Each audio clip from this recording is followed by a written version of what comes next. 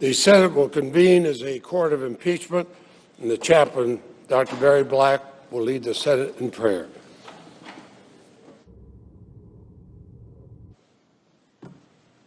Let us pray.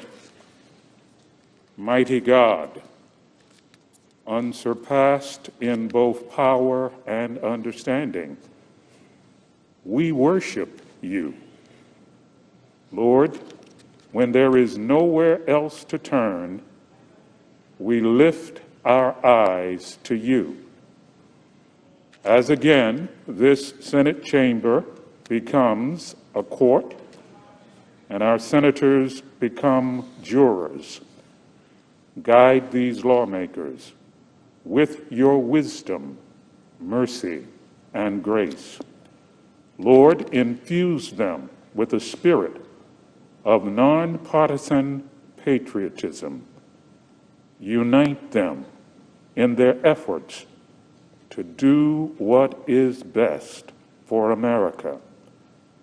As they depend on your providence and power, may they make choices that will be for your greater glory. We pray in your sovereign name. Amen. Please join me in the Pledge of Allegiance. I pledge allegiance to the flag of the United States of America and to the republic for which it stands, one nation, under God, indivisible, with liberty and justice for all.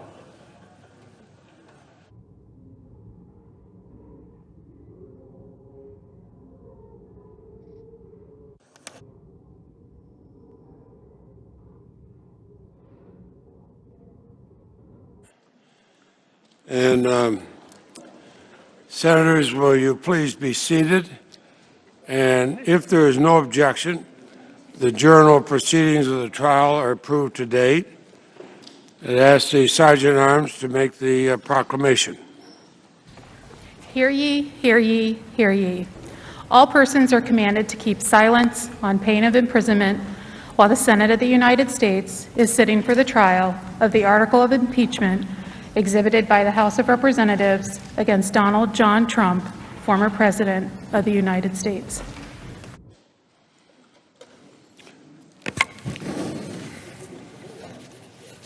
Mr. President, The majority leader is recognized. for the information of all senators, we'll plan to take short breaks approximately every 2 hours and a longer dinner break around 5 p.m. Now, pursuant to the provisions of Senate Resolution 47, the counsel for the former president have 16 hours to make the presentation of their case, and the Senate will hear the counsel now.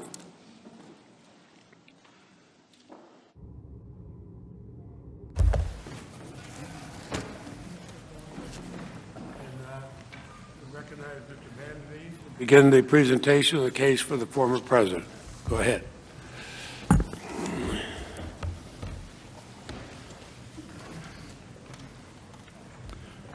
Good afternoon, Senators. Mr. President. The article of impeachment now before the Senate is an unjust and blatantly unconstitutional act of political vengeance. This appalling abuse of the Constitution only further divides our nation when we should be trying to come together around shared priorities. Like every other politically motivated witch hunt the left has engaged in over the past 4 years, this impeachment is completely divorced from the facts, the evidence, and the interests of the American people. The Senate should promptly and decisively vote to reject it. No thinking person could seriously believe that the President's January 6th speech on the ellipse was in any way an incitement to violence or insurrection. The suggestion is patently absurd on its face. Nothing in the text could ever be construed as encouraging, condoning, or enticing unlawful activity of any kind. Far from promoting insurrection against the United States, the President's remarks explicitly encouraged those in attendance to exercise their rights peacefully and patriotically. Peaceful and patriotic protest is the very antithesis of a violent assault on the nation's capital. The House impeachment article slanderously alleges that the President intended for the crowd at the ellipse to, quote, interfere with the joint session's solemn constitutional duty to certify the results of the 2020 presidential election. This is manifestly disproven by the plain text of the remarks. The President devoted nearly his entire speech to an extended discussion of how legislators should vote on the question at hand. Instead of expressing a desire that the joint session be prevented from conducting its business, the entire premise of his remarks was that the democratic process would and should play out according to the letter of the law, including both the Constitution and the Electoral Count Act. In the conclusion of his remarks, he then laid out a series of legislative steps that should be taken to improve democratic accountability going forward, such as passing universal voter ID legislation, banning ballot harvesting, requiring proof of citizenship to vote, and turning out strong in the next primaries.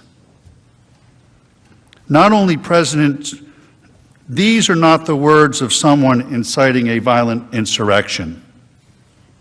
Not only President Trump's speech on January 6th, but indeed his entire challenge to the election results was squarely focused on how the proper civic process could address any concerns through the established legal and constitutional system. The President brought his case before state and federal courts, the U.S. Supreme Court, the state legislatures, the Electoral College, and ultimately the U.S. Congress.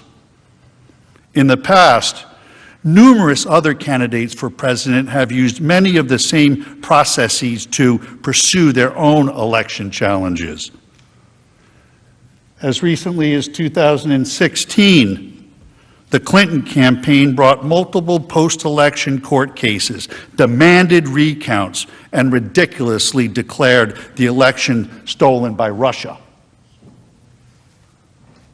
Many Democrats even attempted to persuade the Electoral College delegates to overturn the 2016 results. House Manager Raskin objected to the certification of President Trump's victory 4 years ago, along with many of his colleagues. You'll remember it was Joe Biden who had to gavel them down.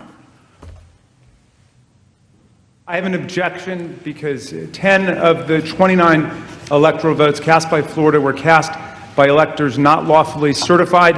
I object to the votes from the state of Wisconsin, which should not be legally certified. No debate. Mr. President, I object to the certificate from the state of Georgia on the grounds that the electoral votes were not... There's no debate. And I object to the certificate from the state of North Carolina. I object to the 15 votes from the state of North Carolina.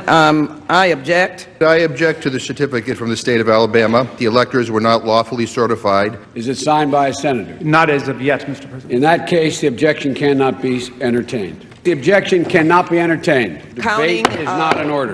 Even with the There is no debate in order. Is it signed by a senator? There is no debate. There is no debate in the joint session. There is no debate. There is no debate. There is no debate.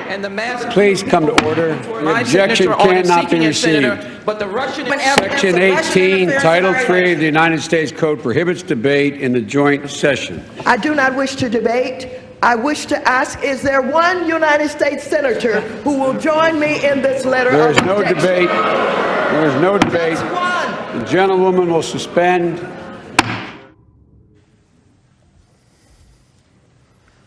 In 2000, the dispute over the outcome was taken all the way to the Supreme Court, which ultimately rendered a decision. To litigate questions of election integrity within this system is not incitement to resurrection. It is the democratic system working as the founders and lawmakers have designed. To claim that the president in any way wished, desired, or encouraged lawless or violent behavior is a preposterous and monstrous lie. In fact, the first two messages the president sent via Twitter once the incursion of the Capitol began were, "Stay peaceful and no violence, because we are the party of law and order." The gathering on January 6th was supposed to be a peaceful event.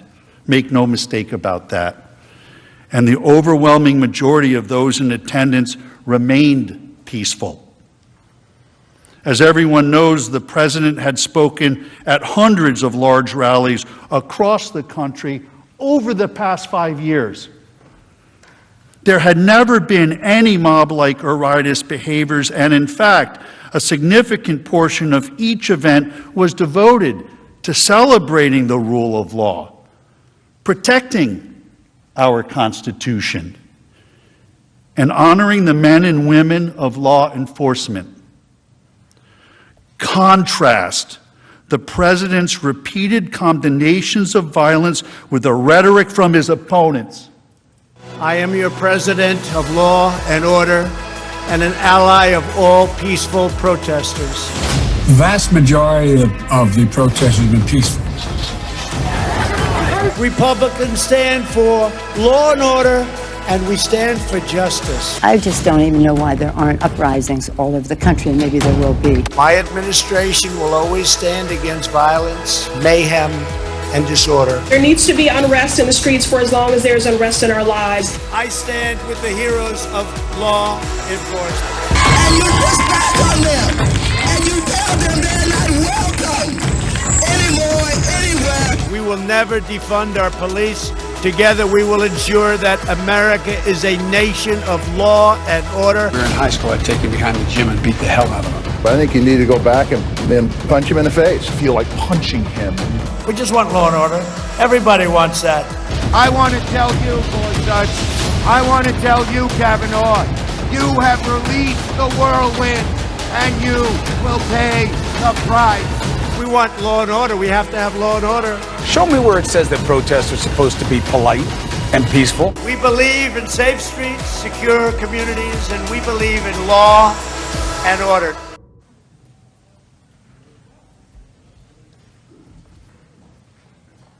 Tragically, as we know now, on January 6th, a small group who came to engage in violent and menacing behavior hijacked the event for their own purposes.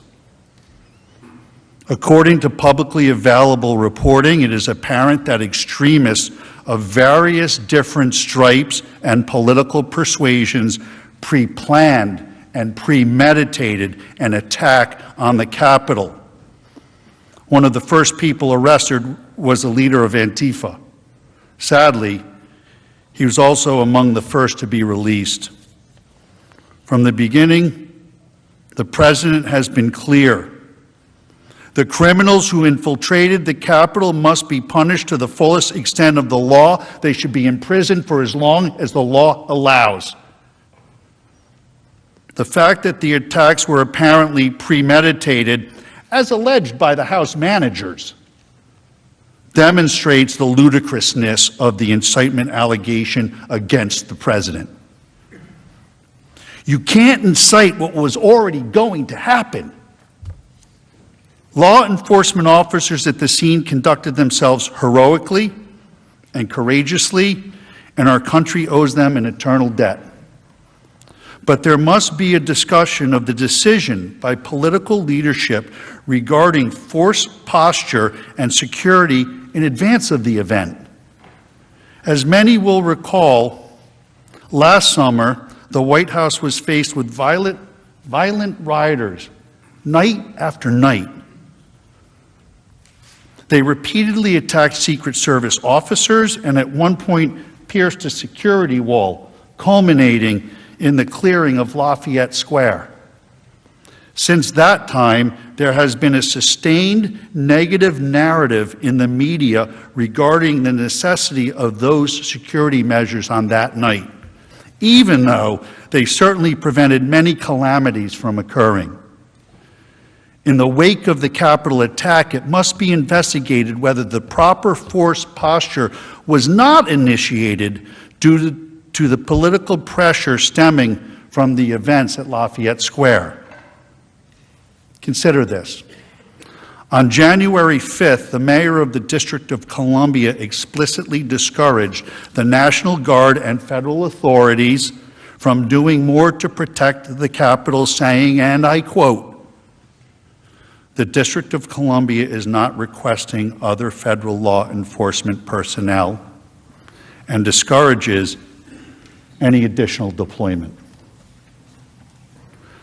This sham impeachment also poses a serious threat to freedom of speech for political leaders of both parties at every level of government. The Senate should be extremely careful about the precedent this case will set.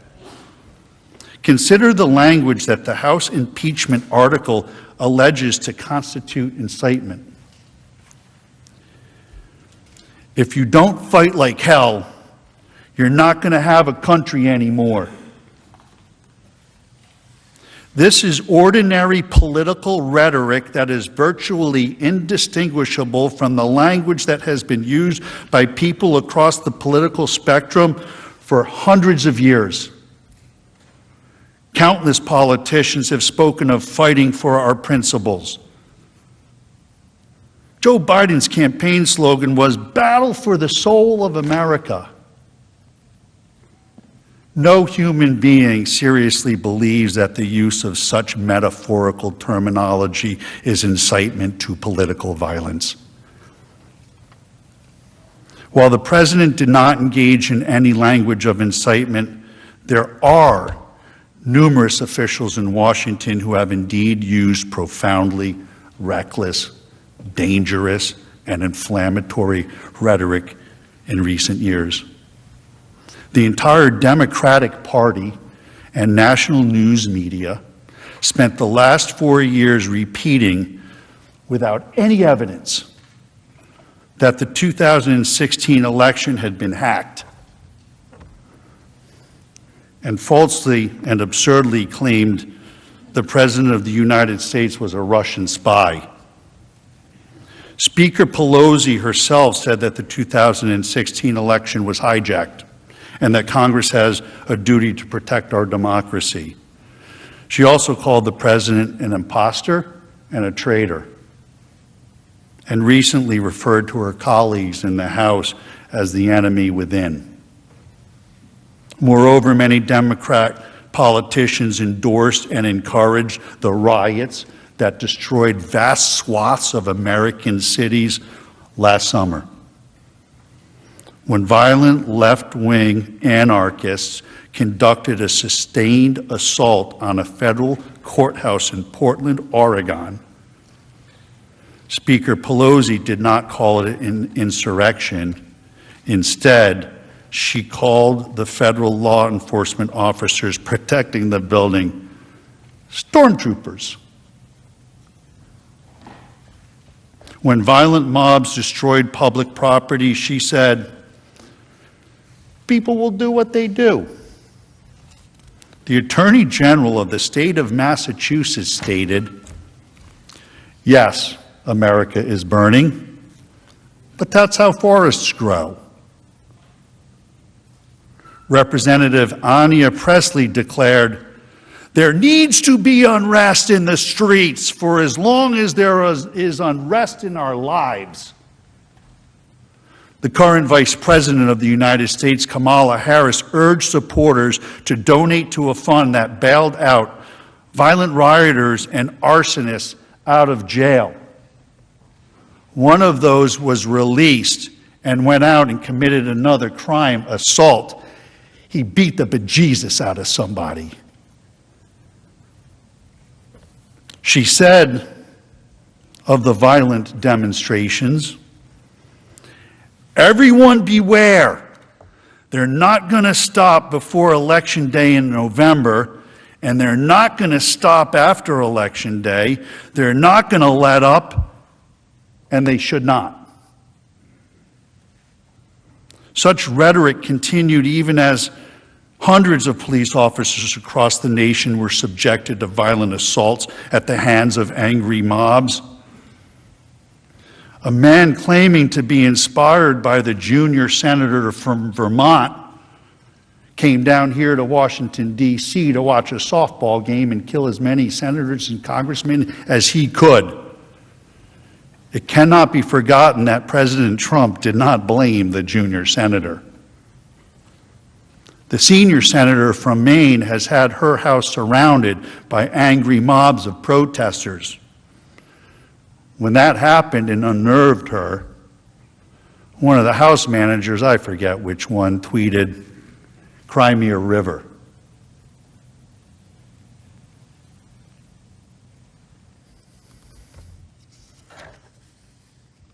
Under the standards of the House impeachment article, each of these individuals should be retroactively censored, expelled, punished, or impeached for inciting violence by their supporters.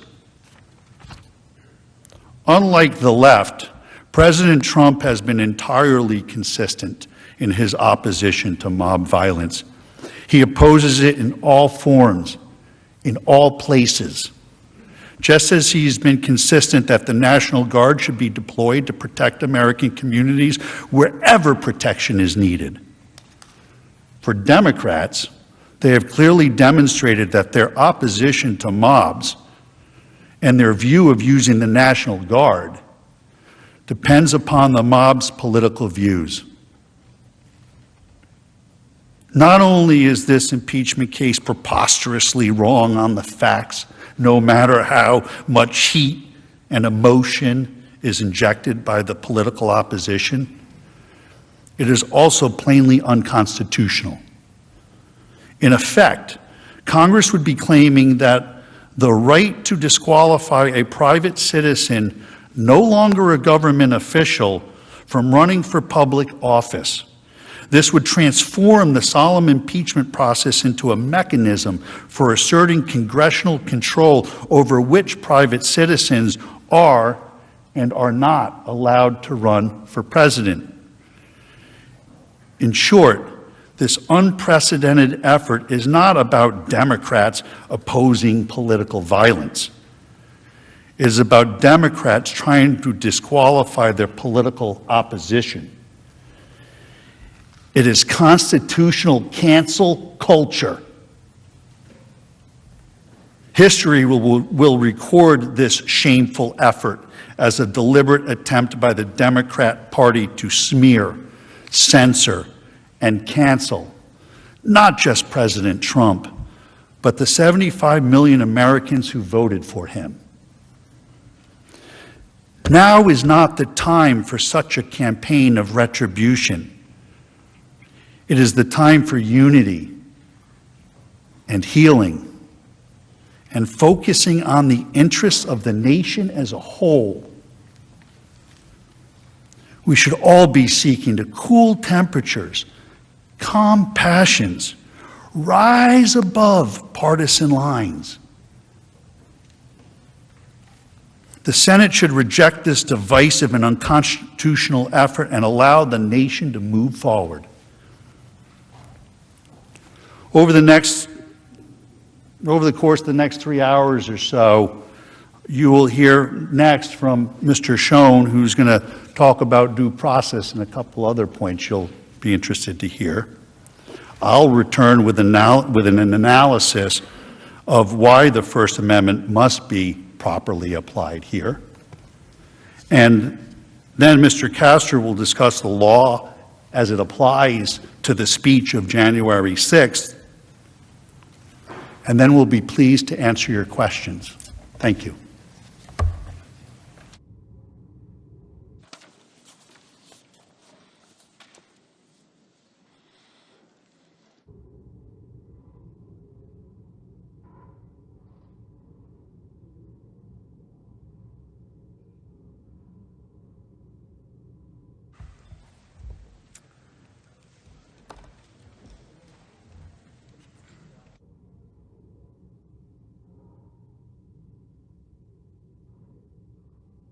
Mr.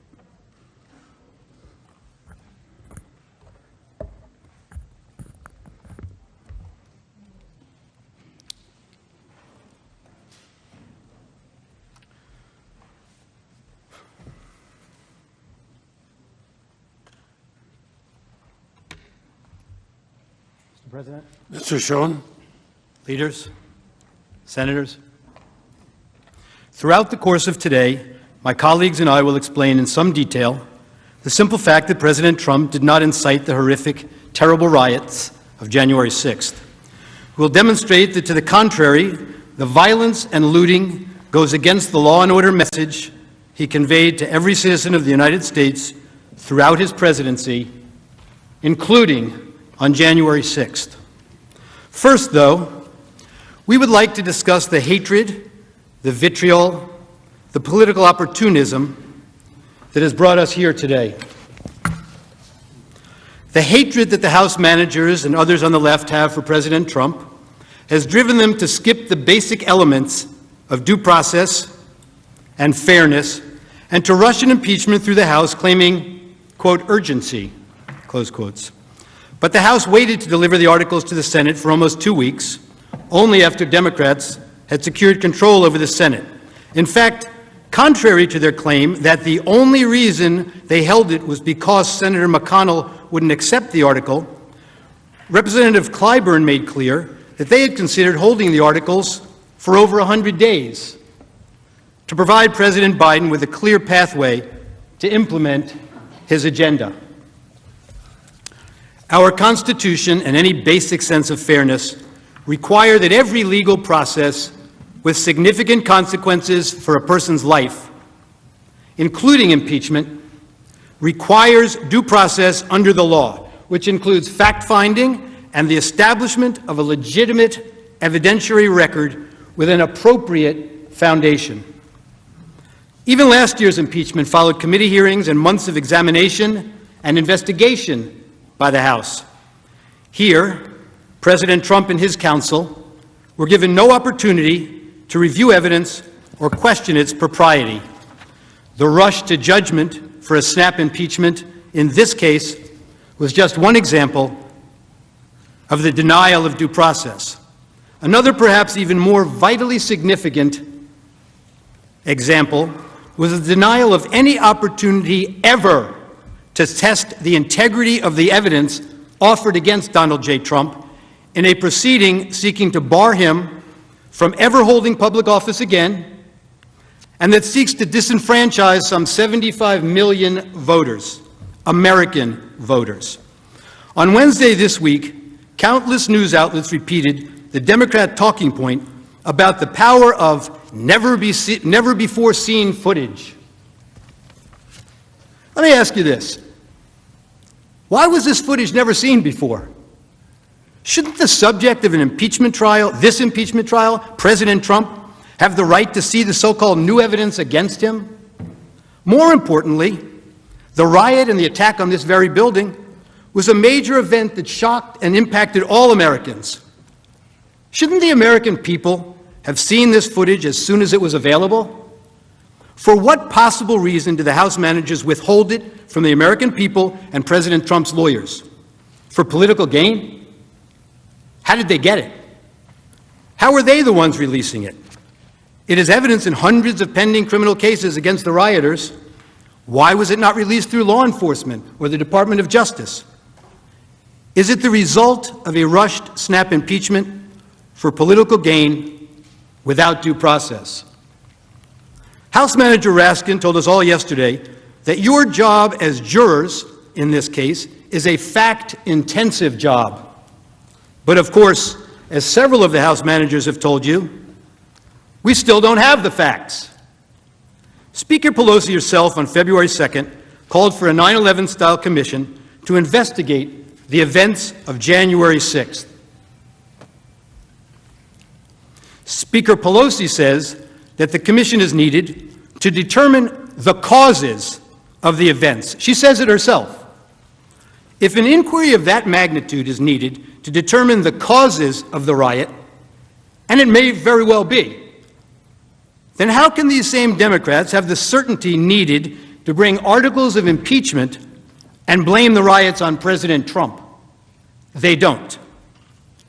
The House managers, facing a significant lack of evidence, turned often to press reports and rumors during these proceedings, claims that would never meet the evidentiary standards of any court. In fact, they even relied on the words of Andrew Feinberg, a reporter who recently worked for Sputnik, the Russian propaganda outlet. You saw it posted. By the way, the report they cited was completely refuted. The frequency with which House managers relied on unproven media reports shocked me as I sat in this chamber and listened to this. And there's a lot that we don't know yet about what happened that day. According to those around him at the time, reportedly responded. Trump reportedly Reports across all major media outlets. Major news networks, including Fox News, reportedly summoned. Reportedly not accidental. According to reports, President Trump who reportedly spoke to the guard. And was widely reported. Media reports? According to reports, reportedly. As any trial lawyer will tell you, reportedly is a euphemism for, I have no real evidence. Reportedly is not the standard in any American setting in which any semblance of due process is afforded an accused. Reportedly isn't even, here is some circumstantial evidence. It is exactly as reliable as, I Googled this for you. And if you're worried that you might ever be tried based on this type of evidence, don't be. You get more due process than this when you fight a parking ticket. One reason due process is so important with respect to evidence offered against an accused is that it requires an opportunity to test the integrity, the credibility, the reliability of the evidence. Here, of course, former President Trump was completely denied any such opportunity. And it turns out there is significant reason to doubt the evidence the House managers have put before us. Let me say this clearly. We have reason to believe the House managers manipulated evidence and selectively edited footage. If they did, and this were a court of law, they would face sanctions from the judge. I don't raise this issue lightly. Rather, it is a product of what we have found in just the limited time we have had since we first saw the evidence here with you this week. We have reason to believe that the House managers created false representations of tweets, and the lack of due process means there was no opportunity to review or verify the accuracy. Consider these facts. The House managers, proud of their work on this snap impeachment, staged numerous photo shoots of their preparations. In one of those, Manager Raskin is seen here at his desk reviewing two tweets side by side. The image on his screen claims to show that President Trump had retweeted one of those tweets. Now, members of the Senate, let's look closely at this screen, because obviously Manager Raskin considered it important enough that he invited the New York Times to watch him watching it. Now, what's wrong with this image? Actually, there are three things very wrong with it. Look at the date on the very bottom of the screen on Manager Raskin's computer screen when we zoom in to the picture. The date that appears is January 3rd, 2020, not 2021. Why is that date wrong?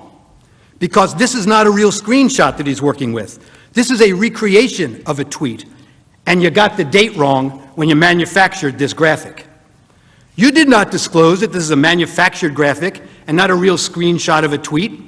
Now, to be fair, the House managers caught this error before showing the image on the Senate floor, so you never saw it when it was presented to you. But that's not all. They didn't fix this one. Look at the blue check mark next to the Twitter username of the account retweeted by the president. It indicates that this is a verified account, given the blue check by Twitter to indicate it is run by a public figure. The problem? The user's real account is not verified and has no blue check mark, as you can see. Were you trying to make her account seem more significant, or were you just sloppy? If we had due process of law in this case, we would know the truth. But that's not all that's wrong with this one tweet.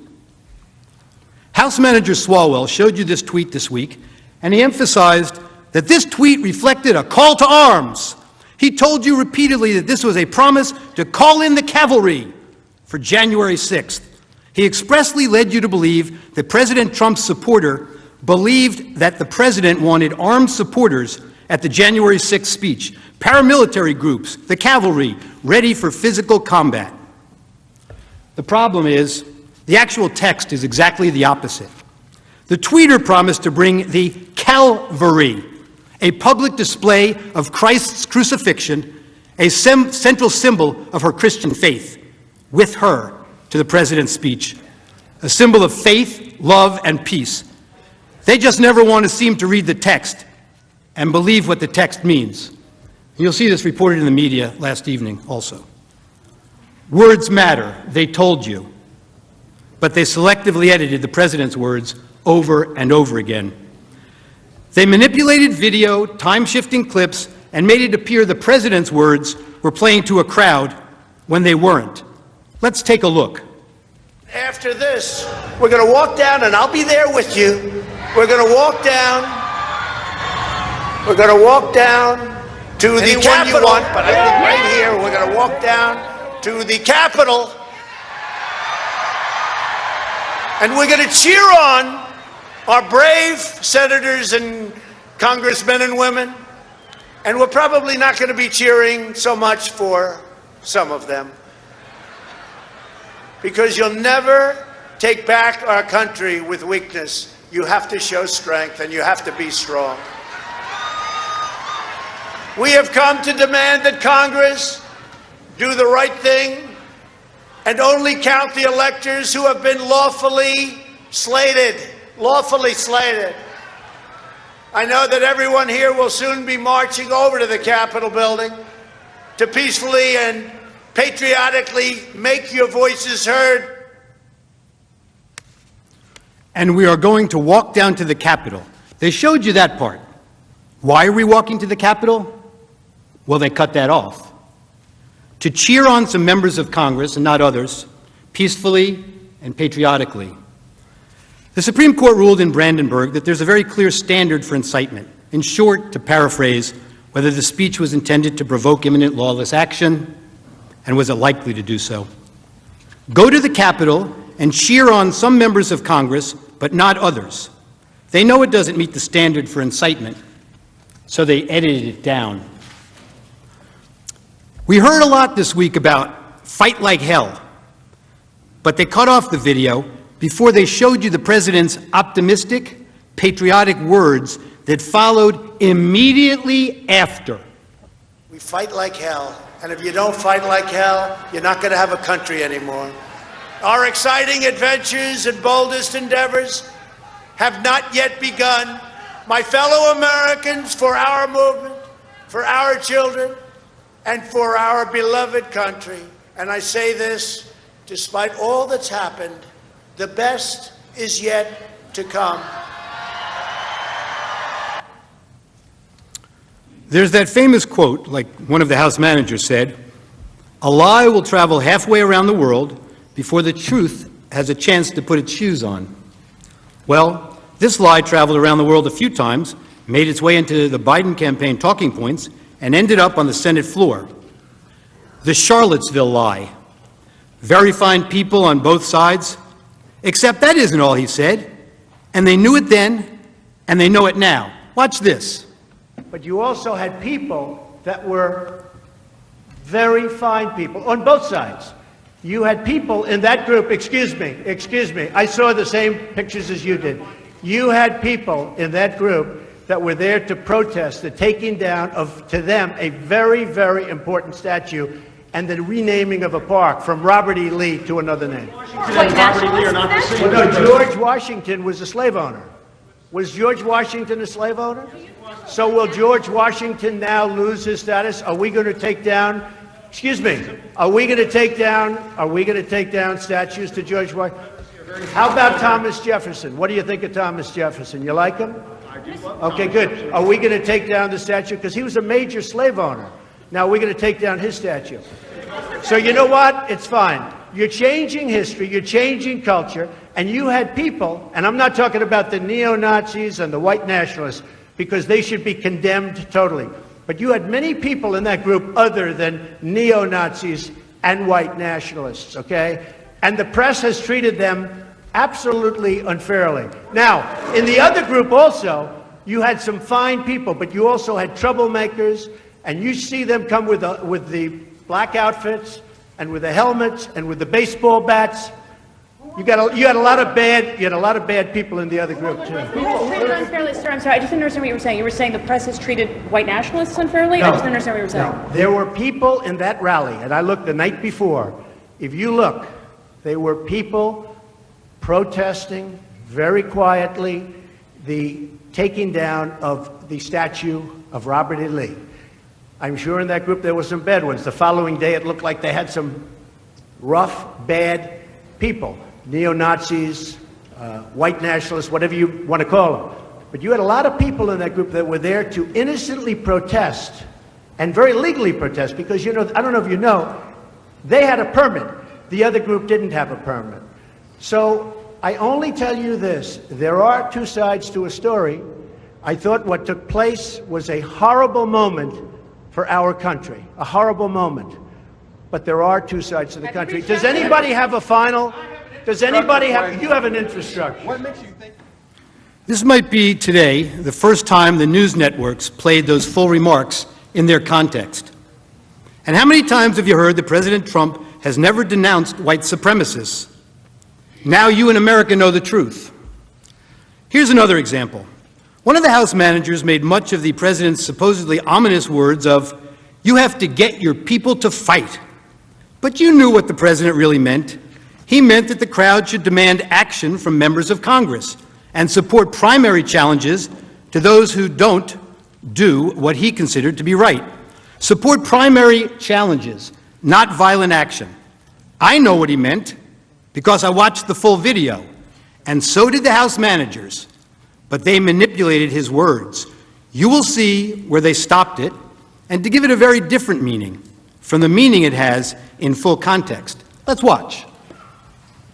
You have to get your people to fight. He told them. You have to get your people to fight. And if they don't fight, we have to primary the hell out of the ones that don't fight. You primary them, we're gonna let you know who they are. I could already tell you, frankly. The people who need to fight are members of Congress. Why did we have to skip the necessary due diligence and due process of law and that any legal proceeding should have? It couldn't have been the urgency to get President Trump out of office. House Democrats held the articles until he was no longer president, mooting their case.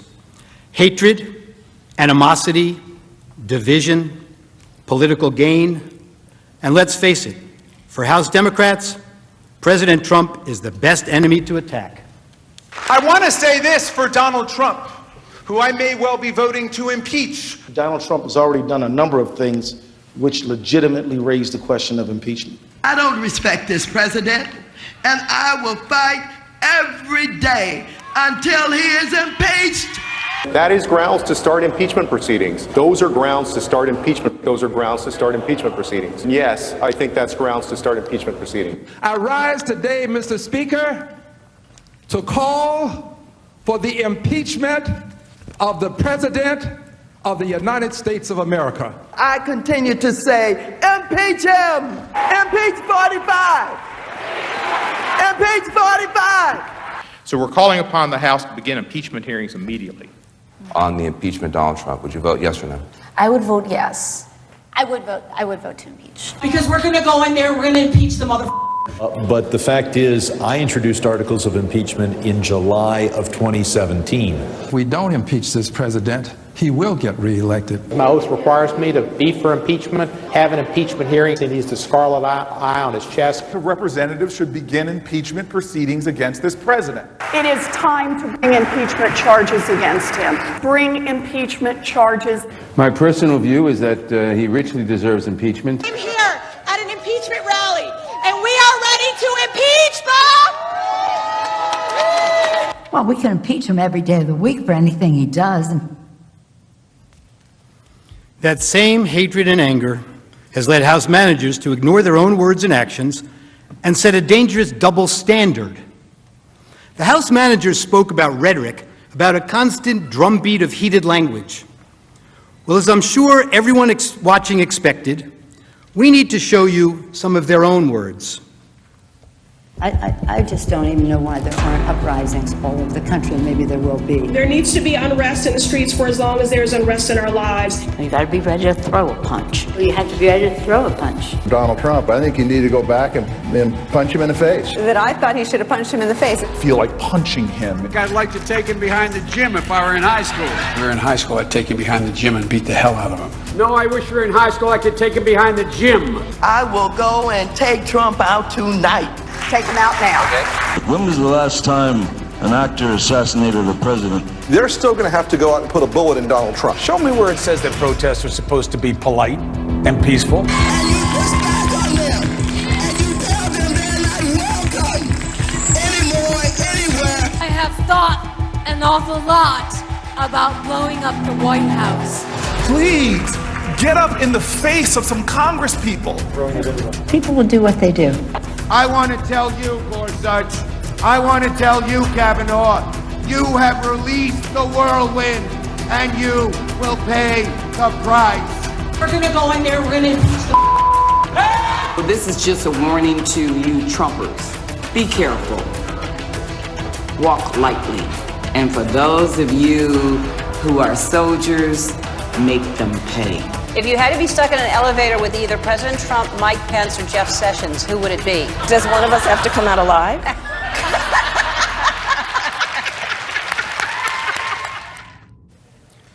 And there's more. I promise to fight every single day. One, I'm a fighter and I'm relentless, but I'm a fighter and I'm relentless. A fighter and I'm relentless. I will fight like hell. But the way I see it now is that we pick ourselves up and we fight back. That's what I think it's all about. We stand up and we fight back. We do not back down. We do not compromise, not today, not tomorrow, not ever. You can either lie down, you can whimper, you can pull up in a ball, you can decide to move to Canada, or you can stand your ground and fight back.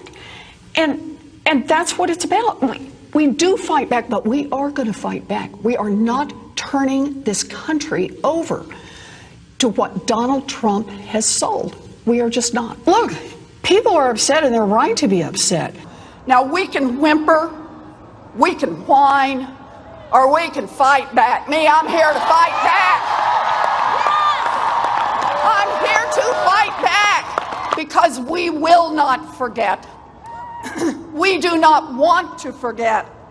We will use that vision to make sure that we fight harder, we fight tougher, and we fight more passionately than ever. We still have a fight on our hands. Fight hard for the changes Americans are demanding. Get in the fight. To winning the fight. Fighting. Please, fighting. We'll use every tool possible to fight for this change. We'll fight to fighting hard. Serious about fighting and fight. We gotta get on our front foot and fight back.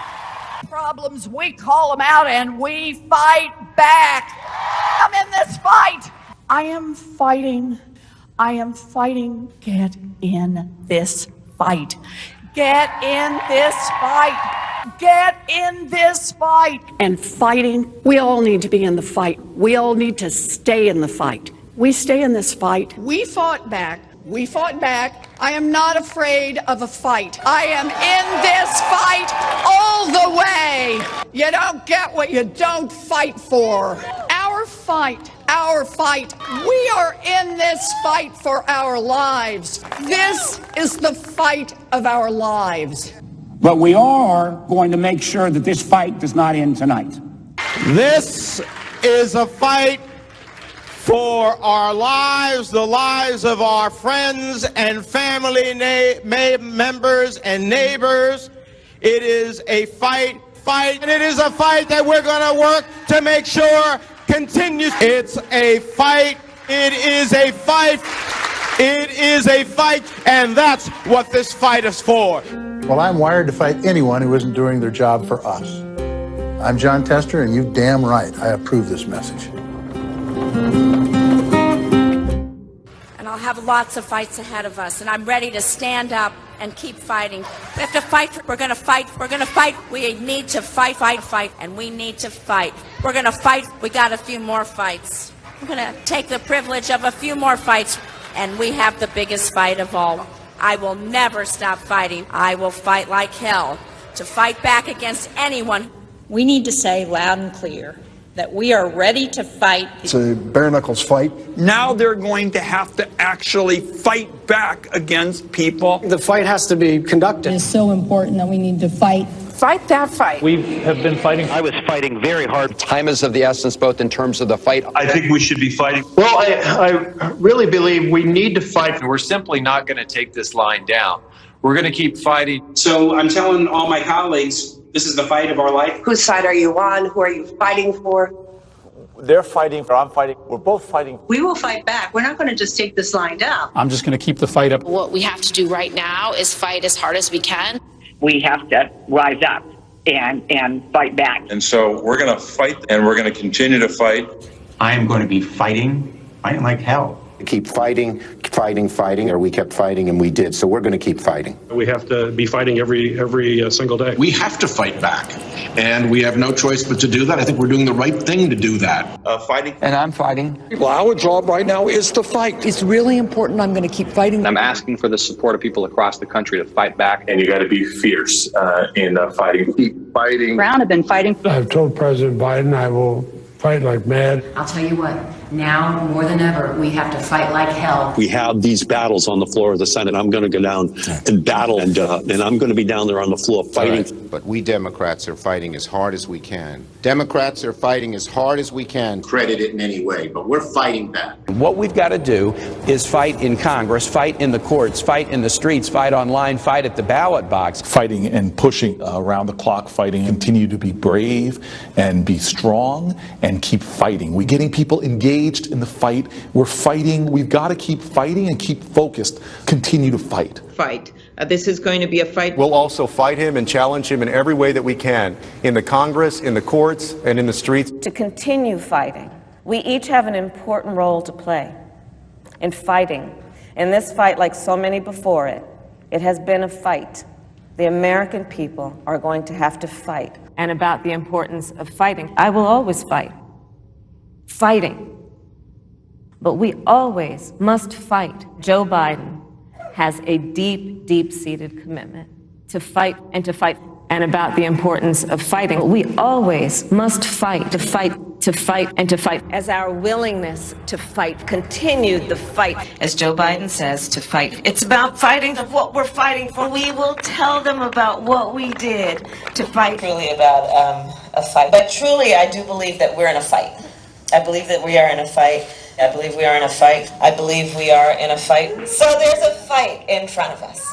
A fight for all of these things. And so we're prepared to fight for that. We know how to fight.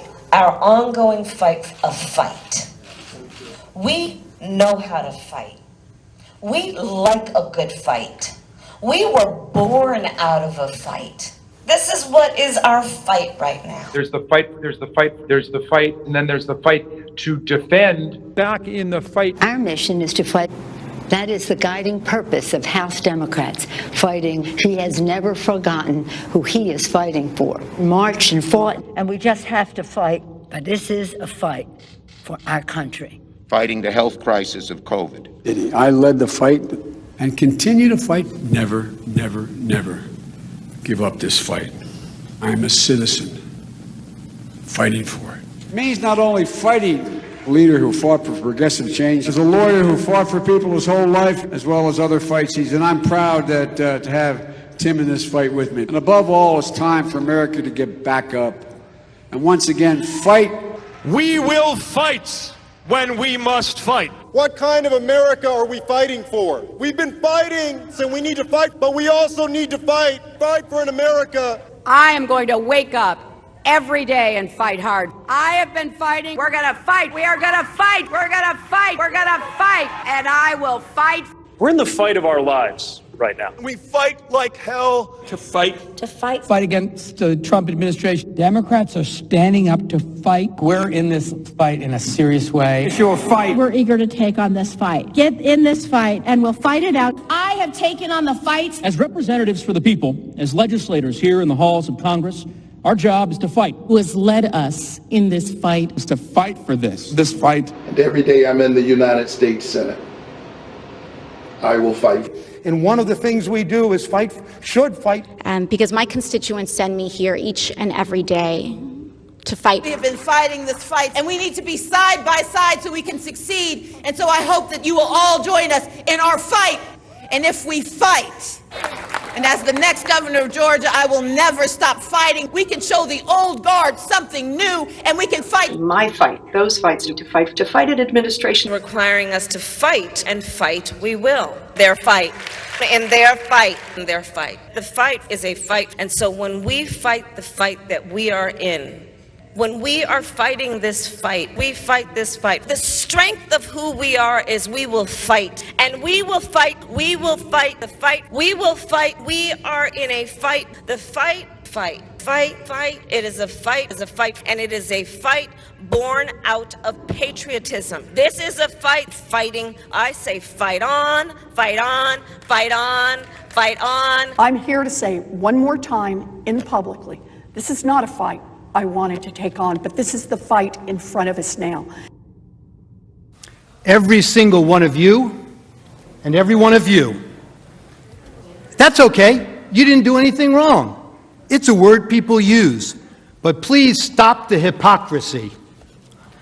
And did you tone down the rhetoric last summer when all of this was happening? Did you condemn the rioters? Or did you stand with Nancy Pelosi, who said, people are going to do what they're going to do? This is a movement, I'm telling you. They're not going to stop. And everyone beware, because they're not going to stop. They're not going to stop before Election Day in November, and they're not going to stop after. And please, show me where it says that protests are supposed to be polite and peaceful. I just don't even know why there aren't uprisings all over the country. Maybe there will be. It was a violent night in St. Louis. They shot and killed David in cold blood. Destroying property which can be replaced is not violent. This is an apartment complex on fire. And it just collapsed. Their building just collapsed. I have nowhere to go now. These people did this for no reason. This is just a snapshot of some of the damage that people will be waking up to. Going up, but police clearly. I'm proud of New York, and I'm proud of the protests. There is damage everywhere you look. Honestly, it looks like a war zone. Heartwarming to see so many people turn out peacefully. They keep doing it day after day after day. In fact, our country is a nation of protests. The Patriots were protesters. St. John's Church is on fire. Do you disavow the violence from Antifa? That's a myth. I hope someone burns down your whole precinct with all y'all inside. It is not, generally speaking, unruly. And you push back on them. And you tell them they're not welcome anymore, anywhere. They're not going to let up, and they should not. You claim that it's wrong to object to the certification of election results. You, along with your allies in the media, attempted to cancel and censor members of this chamber who voiced concerns and objected to certification. Manager Raskin, you'd been in Congress only 3 days when you objected in 2017. It's one of the first things you did when you got here. I have an objection because 10 of the 29 electoral votes cast by Florida were cast by electors not lawfully certified. Is the objection in writing and signed not only by the member of the House of Representatives, but also by a senator? It is in writing, Mr. President. Is it signed by a senator? Not as of yet, Mr. President. In that case, the objection cannot be entertained. Mr. President, I object to the certificate from the state of Georgia on the grounds that the electoral votes were not... There's no debate. And I object to a certificate from the state of North Carolina based on violations of the Voting Rights Act. There's no debate in the joint session. I object because people are horrified by the overwhelming evidence. Section 18, Title 3 of the United States Code prohibits debate. I object. Objected to the counting of the electoral votes of the state of Ohio. I object to the certificate from the state of Alabama. The electors were not lawfully certified. I object to the 15 votes from the state of North Carolina because of the massive voter suppression and the closing of polling booths. There's no debate. There's no debate. 16 There's to 1, no debate. And the massive voter suppression that occurred. The gentleman will suspend. I have an objection to the electoral votes. The objection is in writing, and I don't care that it is not signed by a member of the Senate. I do not wish to debate. I wish to ask, is there one United States senator who will join me in this letter There of is no objection? debate. The objection is signed by a member of the House, but not yet by a member of the Senate. Well, it is over.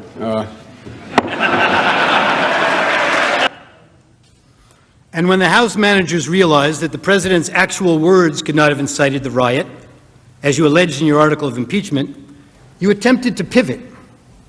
You said that raising the issue of election security and casting doubt on the propriety of our elections was dangerous. One of the House managers, Mr. Cicilline, told you that this is not about the words Mr. Trump used in isolation. Rather, it is about the big lie, the claim that the election was stolen. The House managers told you that it's the big lie that incited the riot, and that the big lie was President Trump's claim that the election was not a fair election, or that the election was stolen.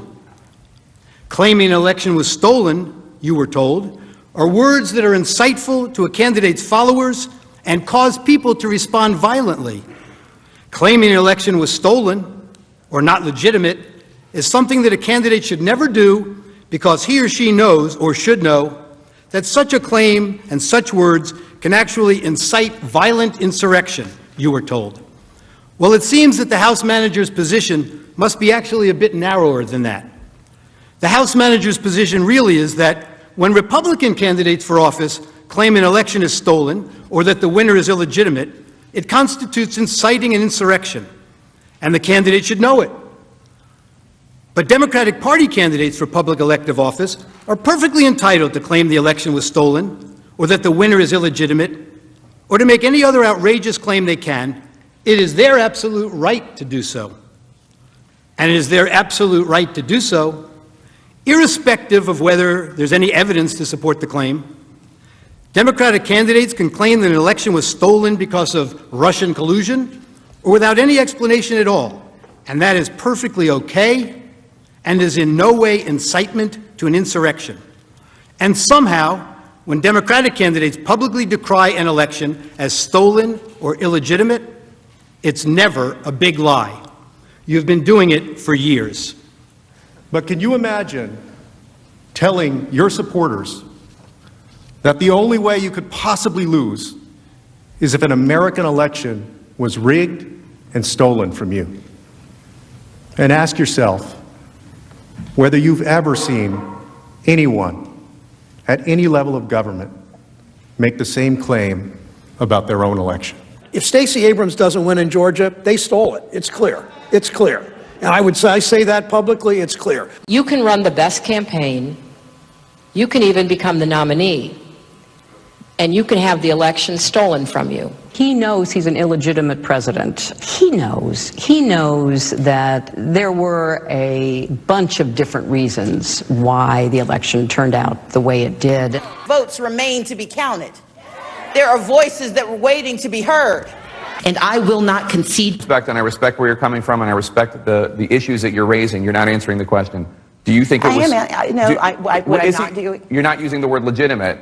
There are still legitimate concerns over the integrity of our elections, and of ensuring the principle of one person, one vote. I agree with tens of millions of Americans who are very worried that when they cast the ballot on an electronic voting machine, that there is no paper trail to record that vote. But constantly shifting vote tallies in Ohio and malfunctioning electronic machines which may not have paper receipts have led to additional loss of confidence by the public. This is their only opportunity to have this debate while the country is listening, and it is appropriate to do so. House Manager Castor no longer has to try to imagine it, thanks to the distinguished senator and others. It didn't have to be this way. The Democrats promised unity. They promised to deliver the very COVID relief in the form of $2,000 stimulus checks that President Trump called for. They should have listened to their own words of the past. I leave you with the wise words of Congressman Jerry Nadler. The effect of impeachment is to overturn the popular will of the voters. We must not overturn an election and remove a president from office, except to defend our system of government or our constitutional liberties against a dire threat. And we must not do so without an overwhelming consensus of the American people. There must never be a narrowly voted impeachment or an impeachment supported by one of our major political parties and opposed by the other. Such an impeachment will produce the divisiveness and bitterness in our politics for years to come, and will call into question the very legitimacy of our political institutions. The American people have heard the allegations against the president, and they overwhelmingly oppose impeaching him. They elected President Clinton. They still support him. We have no right to overturn the considered judgment of the American people. Mr. Speaker, the case against the president has not been made. There is far from sufficient evidence to support the allegations, and the allegations, even if proven true, do not rise to the level of impeachable offenses. Mr. Speaker, this is clearly a partisan railroad job. The same people who today tell us we must impeach the president for lying under oath, almost to a person voted last year to re-elect the speaker who had just admitted lying to Congress in an official proceeding. The American people are watching, and they will not forget. You may have the votes, you may have the muscle, but you do not have the legitimacy of a national consensus or of a constitutional imperative. This partisan coup d'etat will go down in infamy in the history of this nation.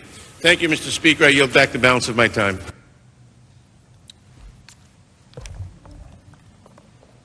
Thank you.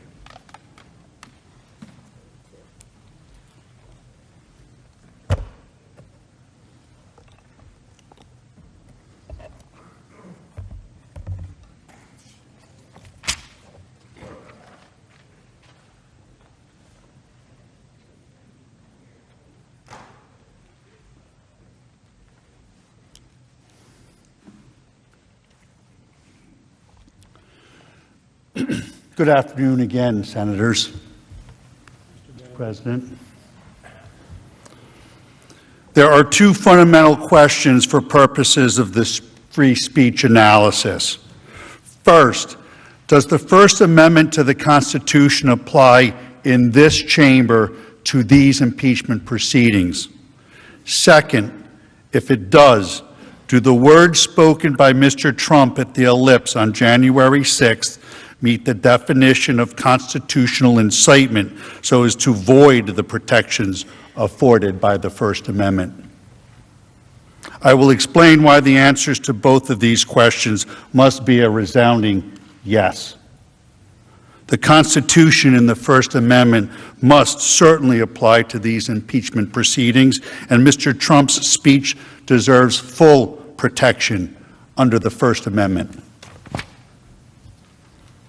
But before getting into the legal analysis, some preliminary observations about the House manager's case should be made. First, this case, unfortunately, is about political hatred. It has become very clear that the House Democrats hate Donald Trump. This type of political hatred has no place in our political institutions, and certainly no place in the law. This hatred has led the House managers to manipulate and selectively edit Mr. Trump's speech to make it falsely appear that he sought to incite the crowd to violently attack the Capitol. He didn't, and we will show you why. The hatred has also led the House managers to make some astounding legal arguments. They astoundingly urge you to disregard your oath by ignoring the First Amendment of the Constitution. They also ignore landmark binding United States Supreme Court cases, precedents, Wood and Bond, both of which unequivocally hold that elected officials have core First Amendment rights to engage in the exact type of political speech which Mr. Trump engaged in. I was shocked the House managers not only spent a mere 3 pages on the First Amendment analysis in their trial memo, but yesterday they spent a mere 10 minutes at the end of their case as a throwaway. What we have read and what we have heard is devoid of any constitutional analysis for less than what I would expect from a first-year law student. They left out landmark cases, total intellectual dishonesty. And finally, hatred is at the heart of the House managers' frivolous attempts to blame Donald Trump for the criminal acts of the rioters based on double hearsay statements of fringe right-wing groups based on no real evidence other than rank speculation. Hatred is a dangerous thing. We all have to work to overcome it. Hatred should have no place in this chamber, in these proceedings. The second observation. The Senate is presented with an extraordinary task sitting in judgment of a former president's words in a speech that he gave at a political event. The House managers accused Mr. Trump of using his words to incite the horrific events at the Capitol on January 6th. But yesterday, they gave you a new and novel standard of incitement with an element of foreseeability, a negligence concept. They cite 0 case law. They made it up. This task of applying a completely made-up legal standard of incitement to an impeachment proceeding is truly an unprecedented task for the Senate. And that is something the Senate must seriously consider when deciding the issue.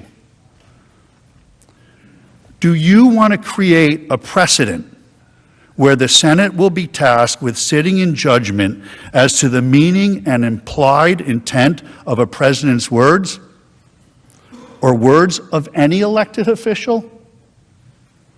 Will that allow and maybe encourage a majority party to weaponize the awesome power of impeachment against the minority to suppress a point of view?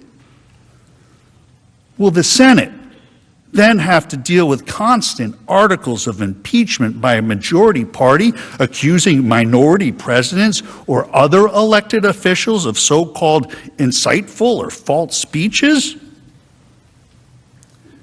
You can see where this would lead. Sadly, we have all seen the political rhetoric get ratcheted up over the last few years. We've all been witnesses to many incendiary words by our officials at political events, broadcast over the media, internet. In each of those instances, will there now be Senate impeachment hearings? One last observation. We agree with the House managers, context does indeed matter. The inflammatory rhetoric from our elected officials must be considered as part of the larger context of Mr. Trump's speech at the ellipse on January 6th. The inflammatory language from both sides of the aisle has been alarming, frankly. But this political discourse must be considered as part of these proceedings to contextualize Mr. Trump's words. We have some video to play that highlights some of what I'm talking about. I preface this video by noting I am not showing you this video as some excuse for Mr. Trump's speech. This is not whataboutism. I am showing you this to make the point that all political speech must be protected. I just don't even know why there aren't uprisings all over the country, and maybe there will be. There needs to be unrest in the streets for as long as there's unrest in our lives. You got to be ready to throw a punch. You have to be ready to throw a punch. Donald Trump, I think you need to go back and punch him in the face. That I thought he should have punched him in the face. Feel like punching him. I'd like to take him behind the gym if I were in high school. If we were in high school, I'd take him behind the gym and beat the hell out of him. No, I wish you were in high school. I could take him behind the gym. I will go and take Trump out tonight. Take him out now. Okay. When was the last time an actor assassinated a president? They're still going to have to go out and put a bullet in Donald Trump. Show me where it says that protests are supposed to be polite and peaceful. And you push back on them. And you tell them they're not welcome anymore, anywhere. I have thought an awful lot about blowing up the White House. Please, get up in the face of some Congress people. People will do what they do. I want to tell you, Gorsuch, I want to tell you, Kavanaugh, you have released the whirlwind, and you will pay the price. We're going to go in there, we're going to impeach the This is just a warning to you Trumpers. Be careful. Walk lightly. And for those of you who are soldiers, make them pay. If you had to be stuck in an elevator with either President Trump, Mike Pence, or Jeff Sessions, who would it be? Does one of us have to come out alive?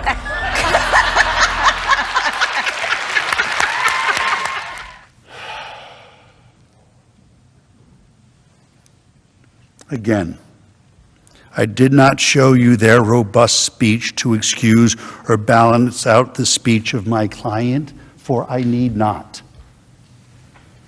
I showed you the video because in this political forum, all robust speech should be protected, and it should be protected evenly for all of us.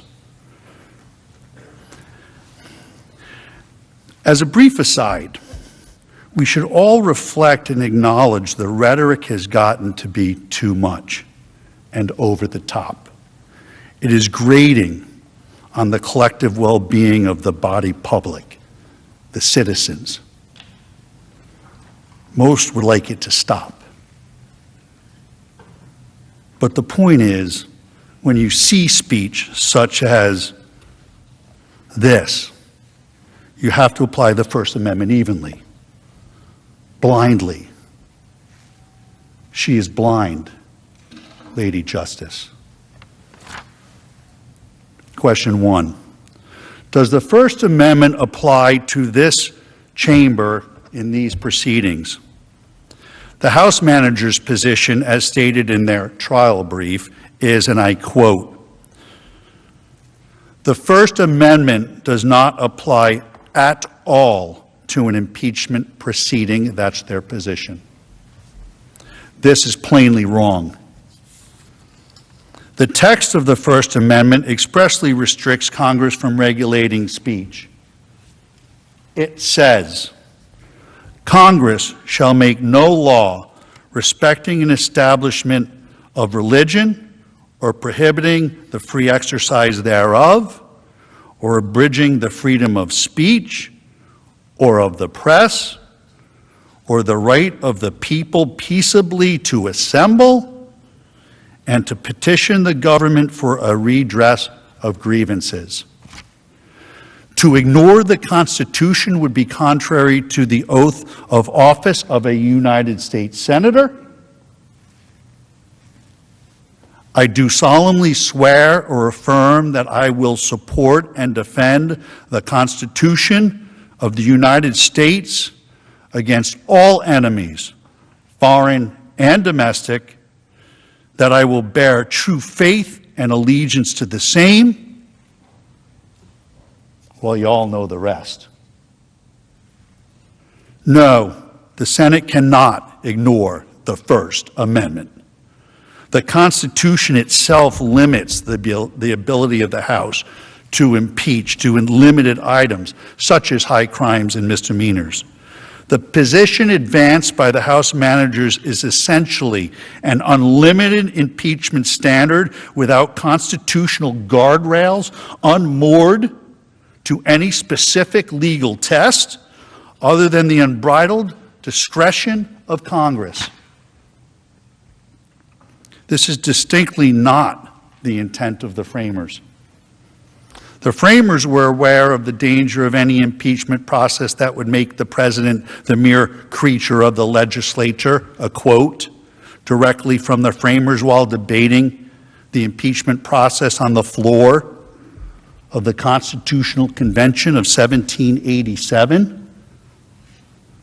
The framers were fearful that any impeachment process that gave Congress full discretion on the standard for impeachment would constitute nothing less than a violation, quote, a violation of the fundamental principle of good government.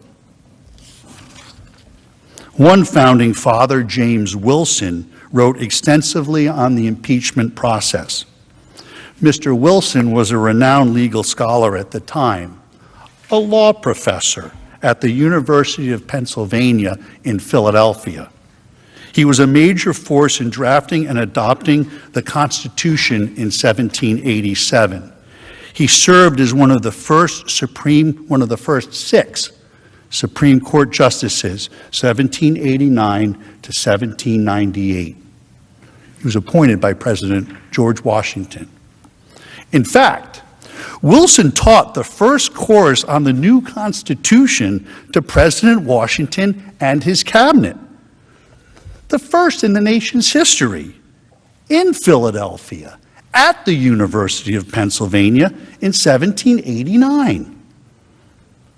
Wilson, in his law lectures, the first of their kind under the Constitution, plainly states that the Senate may not ignore the Constitution in impeachment proceedings. He states that lawful and constitutional conduct may not be used as an impeachable offense. Let me say that again. He states that lawful and constitutional conduct may not be used as an impeachable offense. Read along with me. The doctrine of impeachments is of high import in the constitutions of free states. On one hand, the most powerful magistrate should be amenable to the law. On the other hand, elevated characters should not be sacrificed merely on account of their elevation. No one should be secure while he violates the Constitution and the laws. Everyone should be secure while he observes them. To be clear, James Wilson is saying that the Constitution does indeed apply when judging whether to convict an official by impeachment. If the complaint of conduct is constitutional, it cannot be impeachable. Are we to ignore the words and teachings of James Wilson? The House managers surely want you to. The House managers have made several references to this letter, signed by 140 partisan law professors, calling Mr. Trump's First Amendment defense legally frivolous. This is really an outrageous attempt to intimidate Mr. Trump's lawyers. Whenever a lawyer advances a truly frivolous argument, they may violate professional ethical rules and could be subject to discipline. This letter is a direct threat to my law license, my career, and my family's financial well-being. These law professors should be ashamed of themselves, and so should the House managers. How dare you? Do you really hate Donald Trump so much that you're willing to destroy good, hard-working people's lives, people that are only doing their jobs, and frankly, as counsel for an accused fulfilling a constitutional role? It's astounding, really. I'm a citizen, not a politician. I know these First Amendment arguments are not anywhere close to frivolous. They are completely meritorious. Interestingly, the law professor's letter was issued on February 5th, 3 days before we even filed our legal brief in this matter, and they ignored landmark, bedrock Supreme Court cases directly addressing this issue. In our brief, we have a direct quote from James Wilson, the founding father, supporting our position. The direct quote was documented in the founding fathers' original legal papers. Do I have those with me? On the subject. He was the primary draftsman of the Constitution who taught the new Constitution to President Washington. He says so long as acts of elected officials like Mr. Trump are constitutionally protected, he should not be impeached. We have landmark U.S. Supreme Court decisions, Wood and Bonds, which I'll explain in detail, supporting our position. All of this the House managers and the partisan law professors completely and misleadingly ignore. Frivolous? Hardly. The letter is a bully tactic, and I think evidence is the House managers know they have a problem with the First Amendment defense on the merits, so they're resorting to such tactics. The House manager's suggestion that the First Amendment does not apply to this impeachment process is completely untenable. Ignoring the First Amendment would conflict with the senator's oath of office. It would also conflict with well-settled Supreme Court precedent and ignore the intent of the framers of the Constitution, such as James Wilson. Above all else, ignoring the Constitution would adopt the new Raskin common sense doctrine we heard yesterday, eroding hundreds of years of First Amendment protections. We are here under the Constitution. It is illogical what the House managers say. The Constitution does apply to this constitutional impeachment process. It's double talk, nonsense, illogical. If the House managers had their way, they would ignore all of the Constitution. Does that include the Sixth Amendment? The right to counsel? They would have Mr. Trump sitting here without lawyers. And who would be next? It could be anyone. One of you. Or one of you. You must reject this invitation to ignore the First Amendment. It is anti-American and would set dangerous precedent forever. The law has developed over the years to clearly establish elected officials have the right to engage in protected speech. Mr. Trump is not just a guy on the street or a guy at a bar or a fire chief or a police officer. There were a few of them in there. All analogies given by the House managers. These sideways analogies are wrong. Mr. Trump was an elected official, and there is an entire body of law, Supreme Court landmark cases supporting the conclusion that Mr. Trump actually has enhanced free speech rights because he is an elected official. These cases are ignored by the House managers and the law professors. And that, too, is total intellectual dishonesty. The Supreme Court has long held that the First Amendment's right to freedom of speech protects elected officials. Two important on-point decisions from the Supreme Court, Wood versus Georgia and Bond versus Floyd, expressly contradict the House manager's position. The House managers do not even cite those cases in their brief. They barely acknowledge them in their reply, and they were mum on them yesterday. In Wood versus Georgia, the Supreme Court addressed a case involving a sitting sheriff whose re-election was being investigated by a grand jury impaneled by a judge based on allegations of irregular Negro bloc voting. It was in the 60s. The sheriff spoke publicly in multiple press releases calling the grand jury investigations racist, illegitimate, and an attempt to intimidate voters. He even urged the grand jurors on how to decide the issues and not let its high office be a party to any political attempt to intimidate voters. The sheriff viewed the grand jury as challenging the legitimacy of his election. The sheriff even sent a letter to the grand jurors with these allegations, which is an extraordinary step since laws in most states, including Georgia, prohibit attempts to influence or intimidate jurors.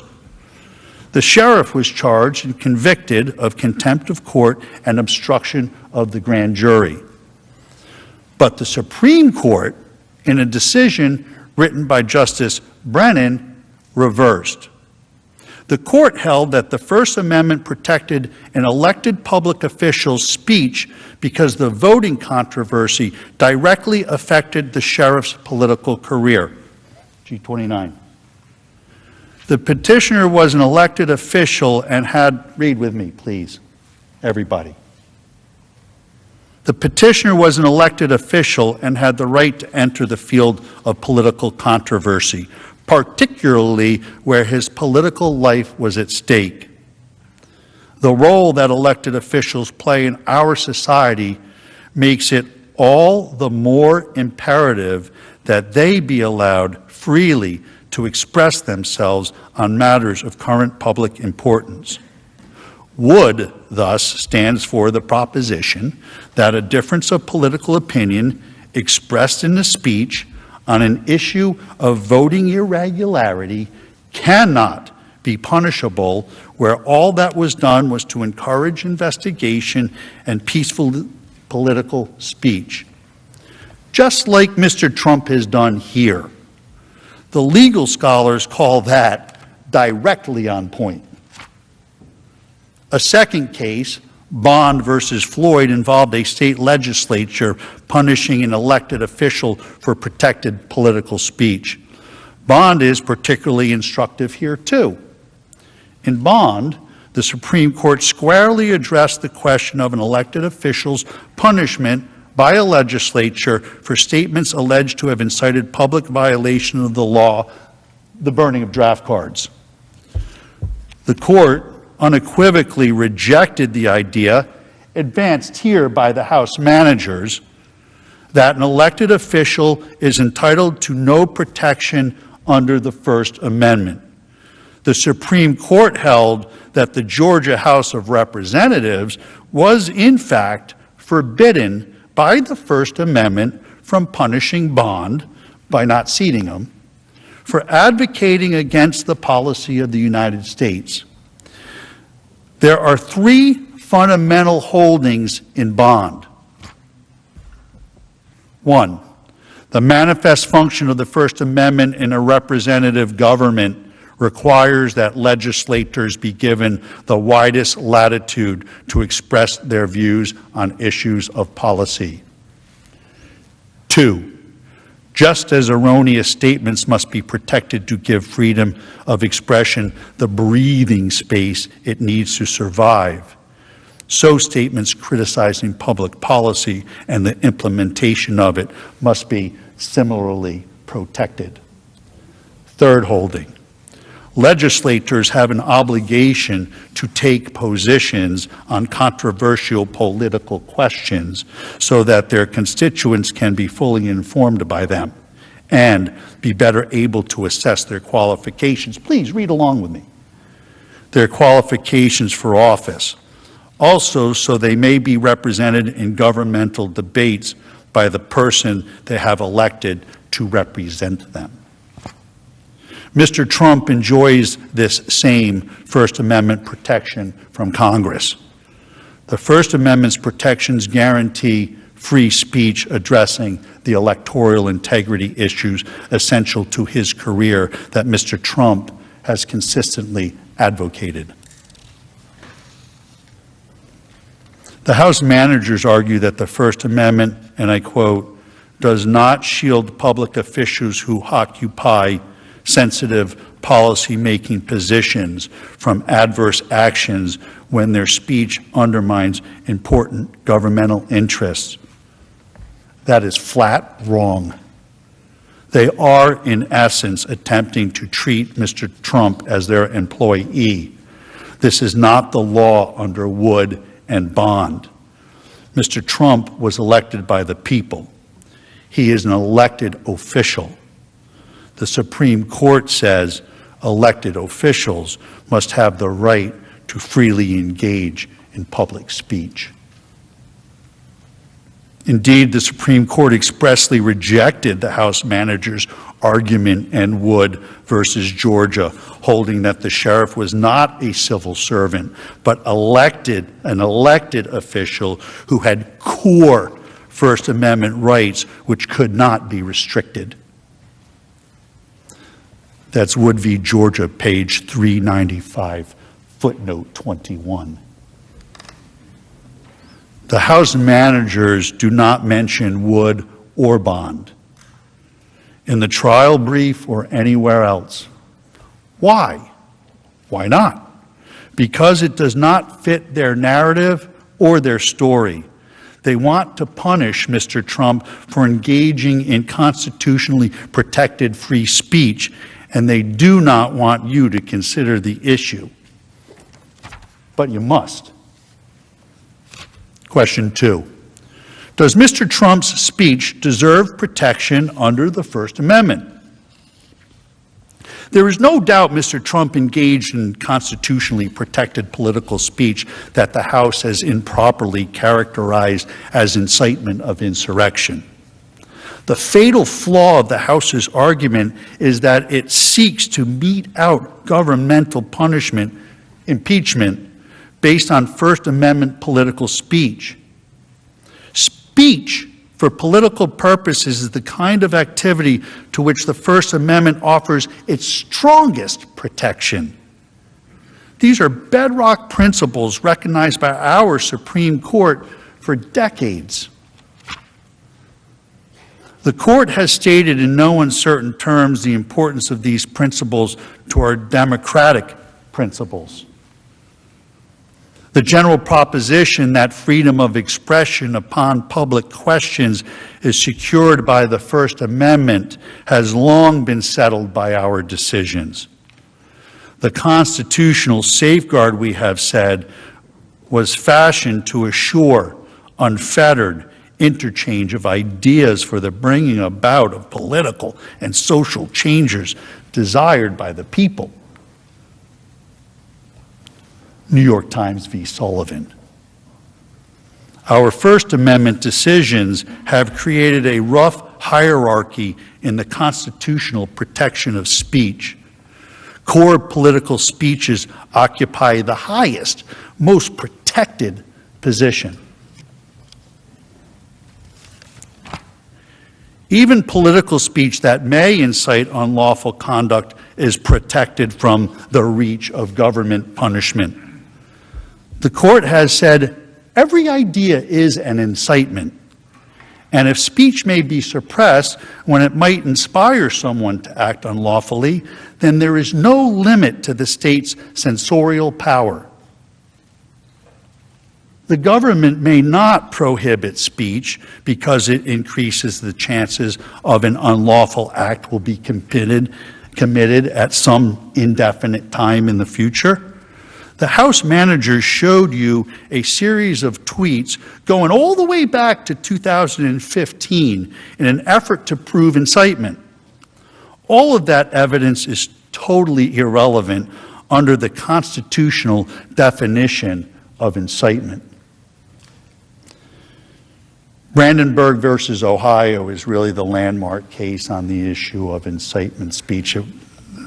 Half of the case was mentioned yesterday. In the Brandenburg v. Ohio case, another landmark, the court held the government may only suppress speech for advocating the use of force or a violation of law if such advocacy is directed to inciting or producing imminent lawless action and is likely to incite or produce such action.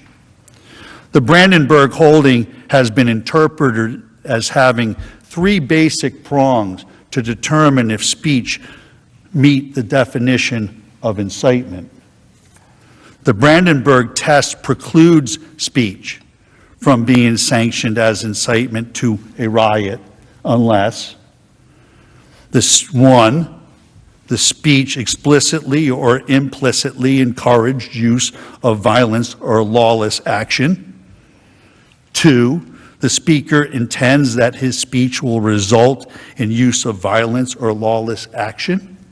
And 3, the imminent use of violence or lawless action is the likely result of the speech. The House managers cannot get past the first prong of the Brandenburg test. They have not and cannot prove Mr. Trump explicitly or implicitly encouraged use of violence or lawless action, period. Brandenburg requires a close examination of the words themselves. The words are either important or they're not. The House managers admitted that the incitement issue is not about the words. Why not? Because on the face of it, Mr. Trump's words are no different than the figurative speech used by every one of the senators assembled here today.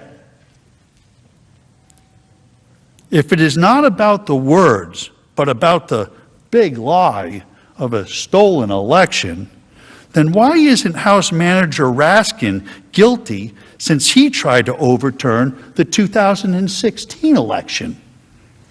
The more the House managers speak, the more hypocrisy gets revealed. Hypocrisy. Even though they say it's not about the words, the law under Brandenburg requires a close analysis of the words to determine incitement. So we need to look at those words. Mr. Trump did the opposite of advocating for lawless action. The opposite. He expressly advocated for peaceful action at the Save America rally. He explicitly stated, these are the words, "I know that everyone here will soon be marching over to the Capitol building to peacefully and patriotically make your voices heard."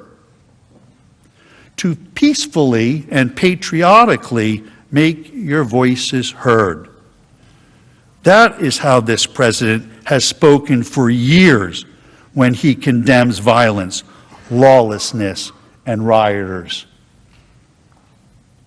The House managers have played manipulated, selectively edited parts of Mr. Trump's speech. They focus heavily on the word fight. The president used the word fight 20 times in his speech. They picked only 2. Why? Why not the other 18? Because they don't tell the story the way they want to tell it. Here are all of them. Listen to the context. And Rudy, you did a great job. He's got guts. You know what? He's got guts. Unlike a lot of people in the Republican Party, he's got guts. He fights. He fights, and I'll tell you, thank you very much, John. Fantastic job. I watched. That's a tough act to follow, those two. There's so many weak Republicans, and we have great ones. Jim Jordan and some of these guys, they're out there fighting. The House guys are fighting. But it's incredible. Many of the Republicans, I helped them get in. I helped them get elected. Get rid of, how do you say, I want to get rid of America first? Even if you're going to do it, don't talk about it, right? Unbelievable what we have to go through. What we have to go through, and you have to get your people to fight. And if they don't fight, we have to primary the hell out of the ones that don't fight. You primary them. We're gonna let you know who they are. I could already tell you, frankly. Republicans are constantly fighting like a boxer with his hands tied behind his back. It's like a boxer. And we want to be so nice. We want to be so respectful of everybody, including bad people. And we're going to have to fight much harder. And Mike Pence is going to have to come through for us. And if he doesn't, that will be a sad day for our country. Because you're sworn to uphold our Constitution. And the accountability says, if we see somebody in there that doesn't treat our vets well, or they steal, they rob, they do things badly, we say, Joe, you're fired, get out of here. Before you couldn't do that. You couldn't do that before. So we've taken care of things, we've done things like nobody's ever thought possible. And that's part of the reason that many people don't like us, because we've done too much. But we've done it quickly, and we were going to sit home and watch a big victory, and everybody had us down for a victory. It was going to be great. And now we're out here fighting. I said to somebody I was going to take a few days and relax after our big electoral victory. 10 o'clock, it was over. The American people do not believe the corrupt fake news anymore. They have ruined their reputation.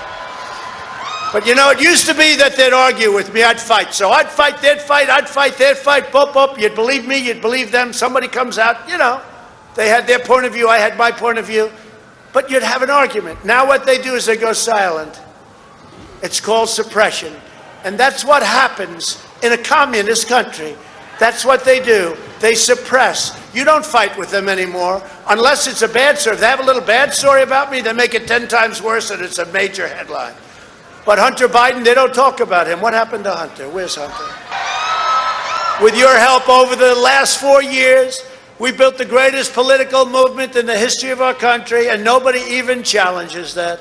I say that over and over, and I never get challenged by the fake news, and they challenge almost everything we say. But our fight against the big donors, big media, big tech, and others is just getting started. This is the greatest in history. There's never been a movement like that. Our brightest days are before us. Our greatest achievements still wait. I think one of our great achievements will be election security, because nobody until I came along had any idea how corrupt our elections were. And again, most people would stand there at 9 o'clock in the evening and say, I want to thank you very much. And they go off to some other life. But I said, something's wrong here. Something's really wrong. Can't have happened. And we fight. We fight like hell. And if you don't fight like hell, you're not going to have a country anymore. Our exciting adventures and boldest endeavors have not yet begun. My fellow Americans, for our movement, for our children, and for our beloved country. And I say this, despite all that's happened, the best is yet to come.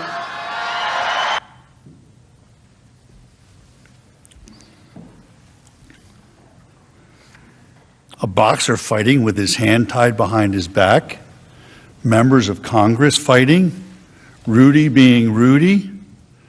These are the metaphorical, rhetorical uses of the word fight. We all know that, right?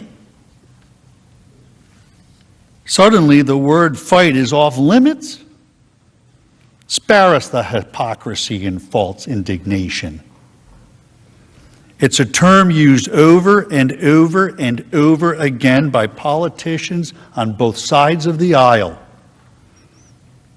And of course, the Democrat House managers know that the word fight has been used figuratively in political speech forever. But don't take it from me. It's best to listen to them. Our mission is to fight. Our job is to fight. We are in a fight. We are in a fight. We are in a fight. Democrats are fighting as hard as we can. Democrats are standing up to fight. We know how to fight. We like a good fight. Democrats are going to fight like hell. We fight like hell. I'm going to fight like hell. I will fight like hell. We're going to fight like hell. I'm going to fight like hell. Fight like hell. I will fight like hell. We have to fight like hell. I, and I know many other senators and members of the House, will fight like hell. We are going to fight like hell. We're going to fight like hell. Fight like hell. And we just have to fight. We're gonna fight. We are gonna fight. We're gonna fight. We're gonna fight. Because you'll fight. To fight. Political revolution. That means that millions Millions have got to stand up and fight. and fight and fight. Stand up and fight back. To fight. And continue to fight. And once again, fight back in the fight. We're fighting back. My fight. To fight an administration. You don't get what you don't fight for. We'll also fight him and challenge him in every way that we can. Fight in Congress, fight in the courts, fight in the streets. In the Congress, in the courts, and in the streets. There's the fight, and then there's the fight to defend. We're eager to take on this fight. The American people are going to have to fight. Get in this fight. Get in this fight.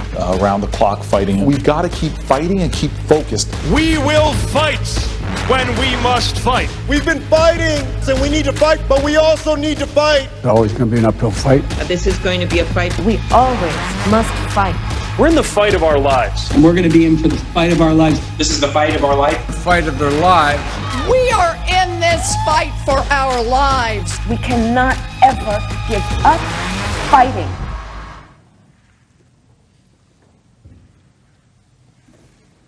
Hypocrisy. The reality is Mr. Trump was not in any way, shape, or form instructing these people to fight or to use physical violence.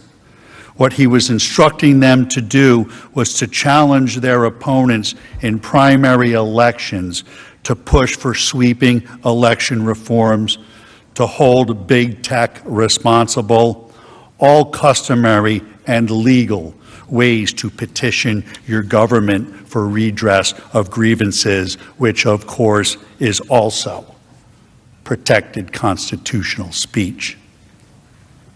But the House managers don't want you to focus on those things because, again, it does not fit their story.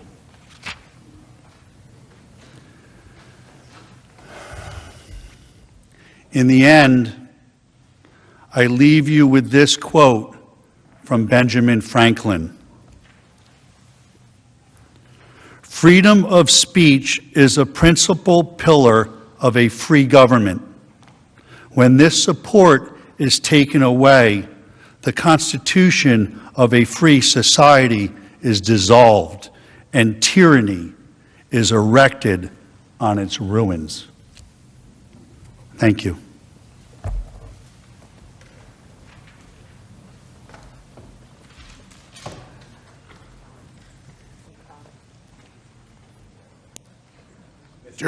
Mr. President, The majority leader. I ask unanimous consent the Senate recess for a 15-minute break.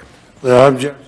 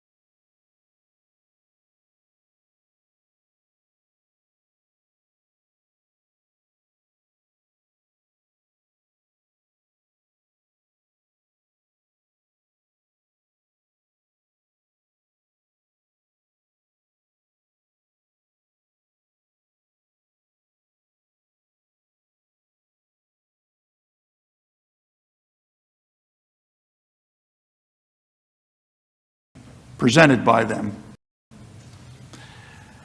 But the critical issue in this case is the very narrow issue that is charged against the 45th president.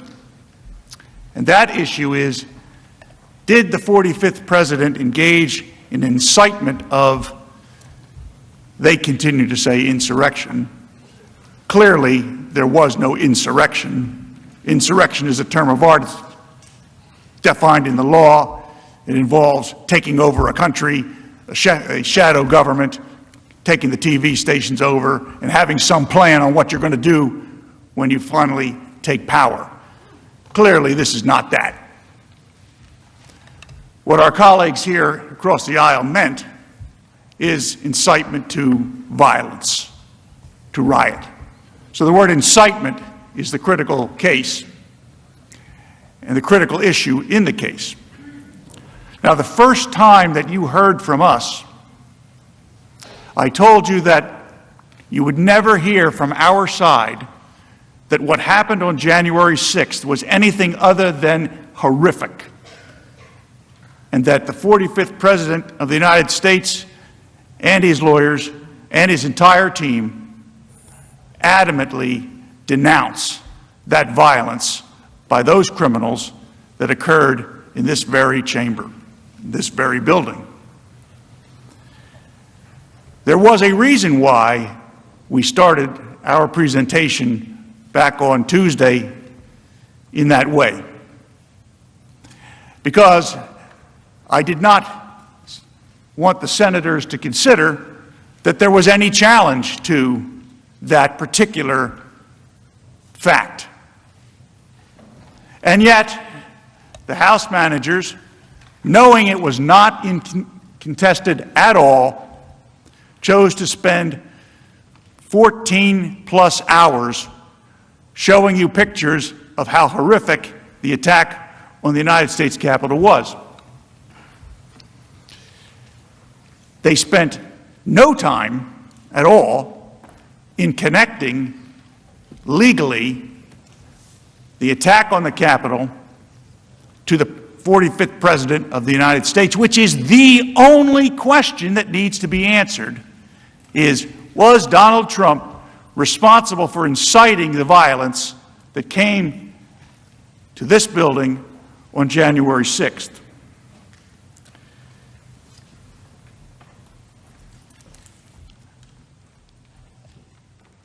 Now, by any measure,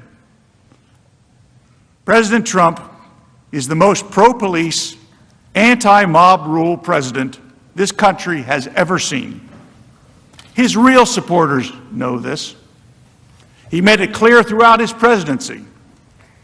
He made it clear during the violence this past summer. He made it clear on January 6th. But politics changes things.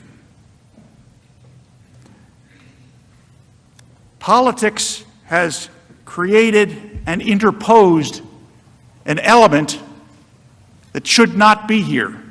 It has interposed the element of hatred. And the political world changes when hatred becomes part of the dynamic. As we wrote in our answer to the original charging document, and I hope that this is a phrase that lives on long after we are all departed, and that I hope someday this becomes the mantra by which all of us operate who work for the benefit of the public. That political hatred has no place in the American justice system, and most certainly no place in the Congress of the United States.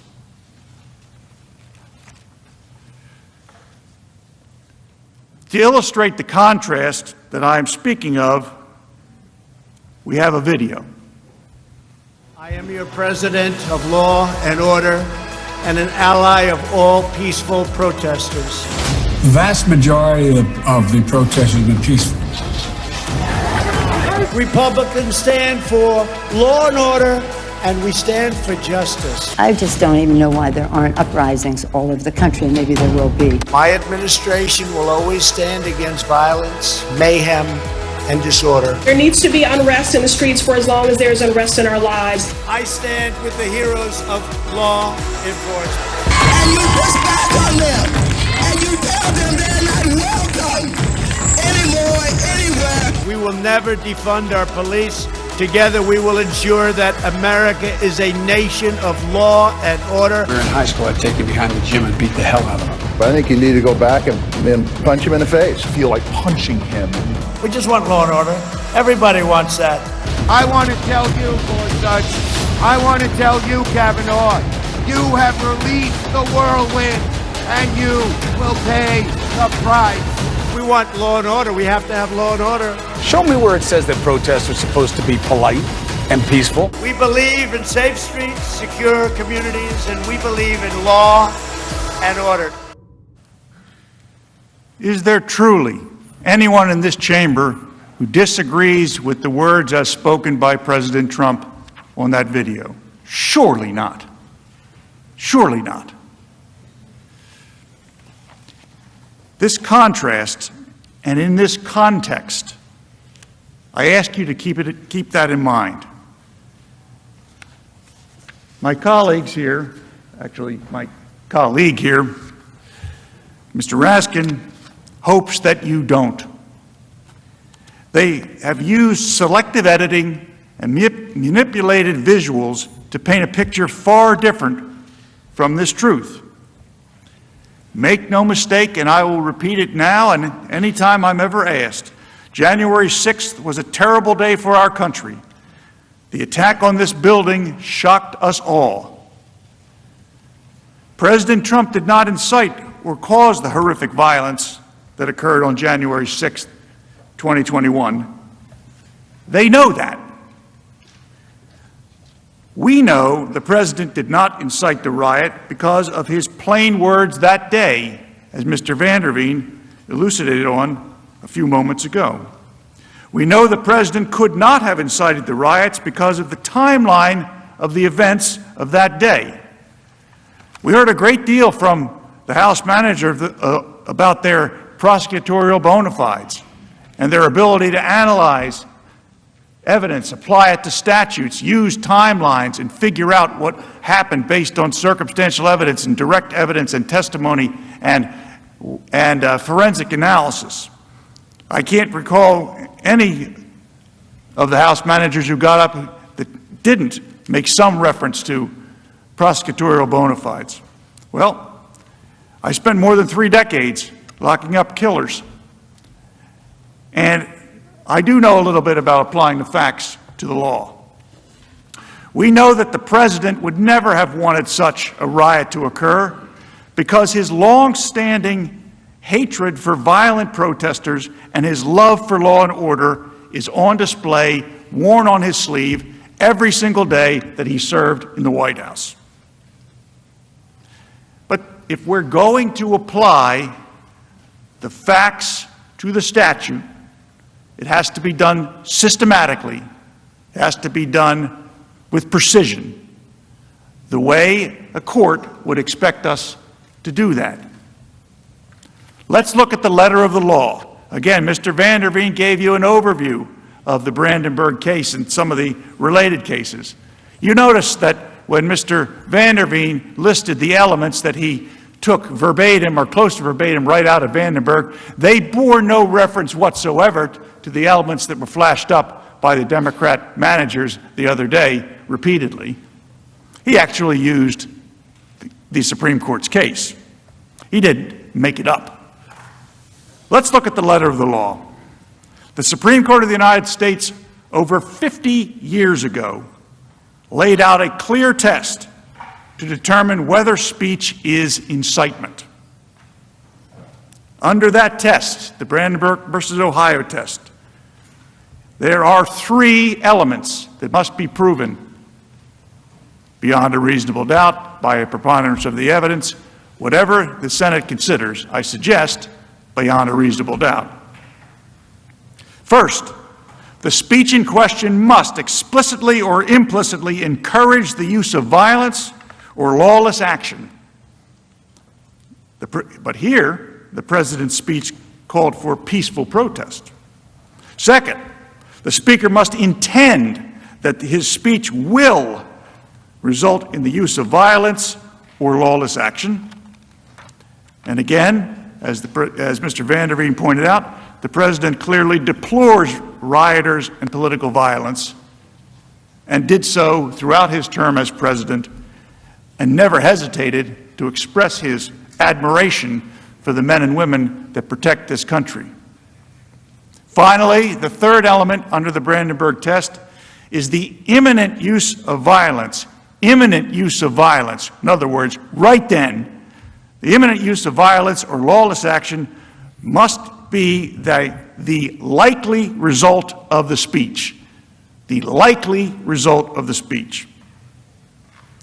Well, that argument is completely eviscerated by the fact that the violence was pre-planned, as confirmed by the FBI, Department of Justice, and even the House managers, not the result of the speech at all.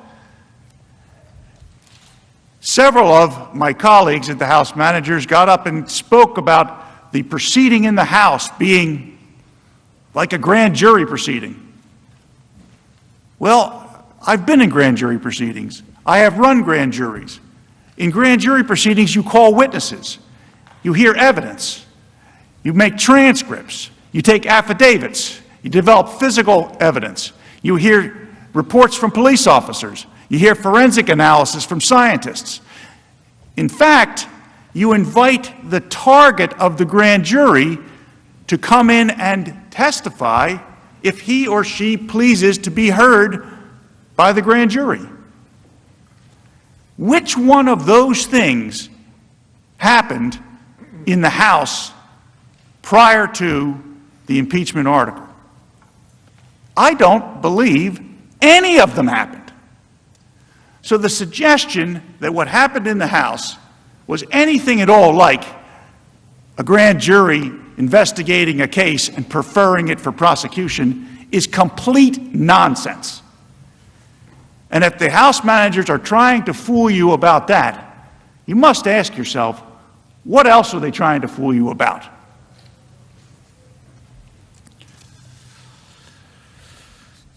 Let's look more closely at the president's speech.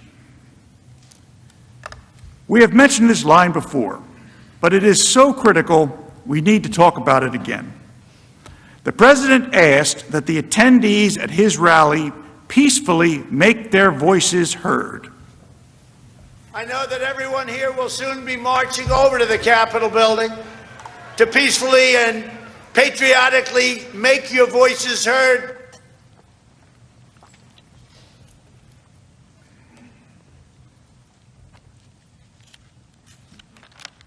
The managers would have you believe that the president's supporters usually follow his every word, but in this case, imputed some imaginary meaning to them while ignoring his most clear instructions. President Trump said, peacefully and patriotically make your voices heard, and the House managers took from that, go down to the Capitol and riot. So you are supposed to put yourselves in the heads of the people who hear peacefully and patriotically make your voices heard and conclude that those words do not mean what the president said. More than that, the president criticized the destruction wrought by left-wing anarchists and rioters. He told his supporters that they build, they don't destroy. If this happened to the Democrats, there'd be hell all over the country going on. There'd be hell all over the country. But just remember this, you're stronger, you're smarter, you've got more going than anybody, and they try and demean everybody having to do with us, and you're the real people. You're the people that built this nation. You're not the people that tore down our nation.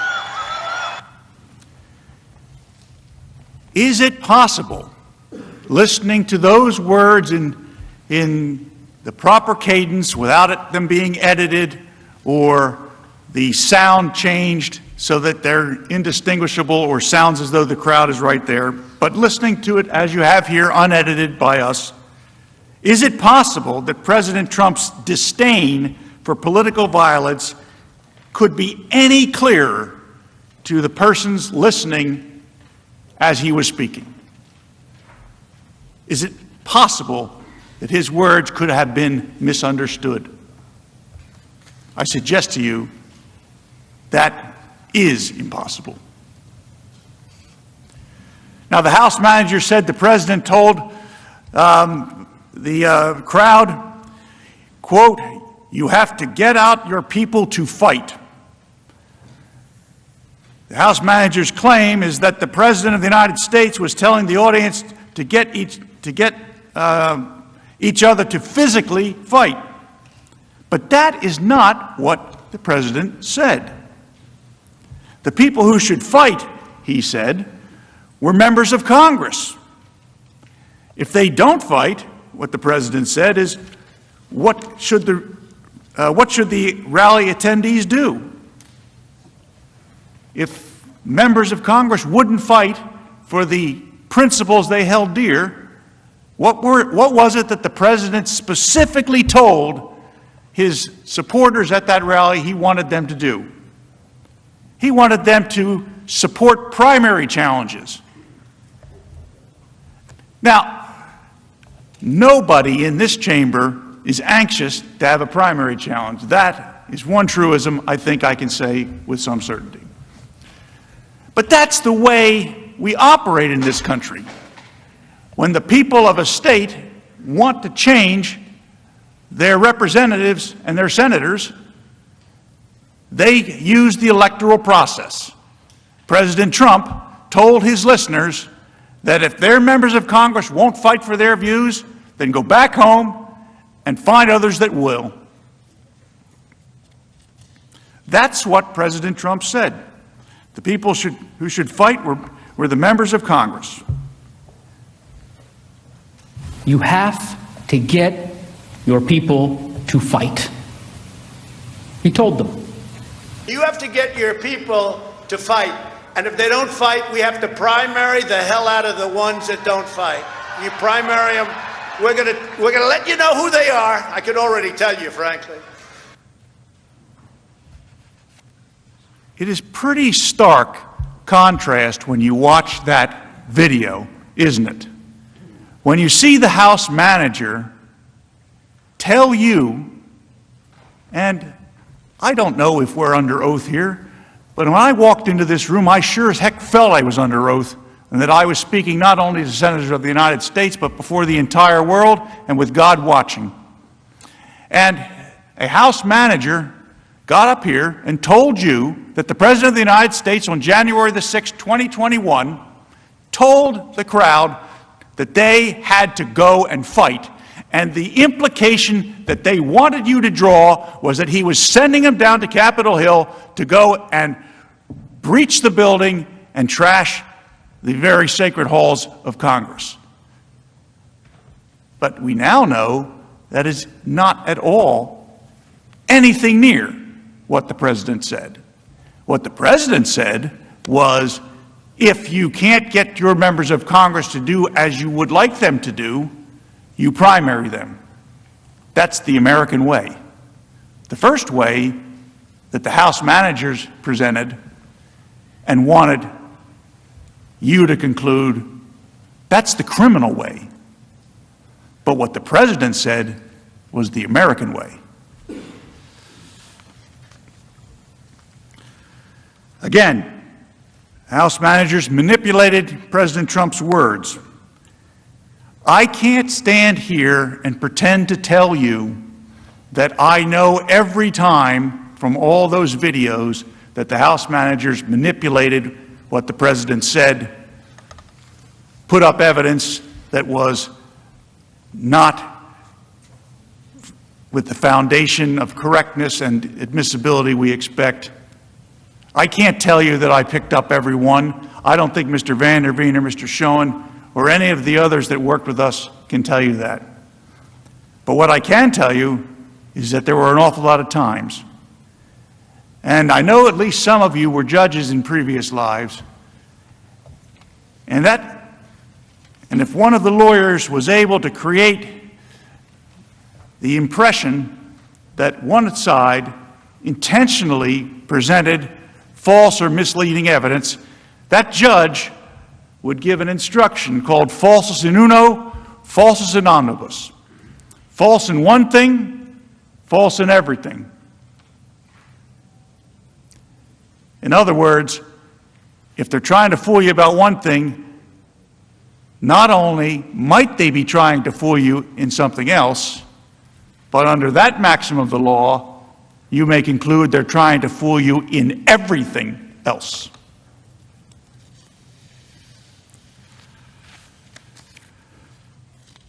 President Trump was immediate in his calls for calm and respect for law enforcement.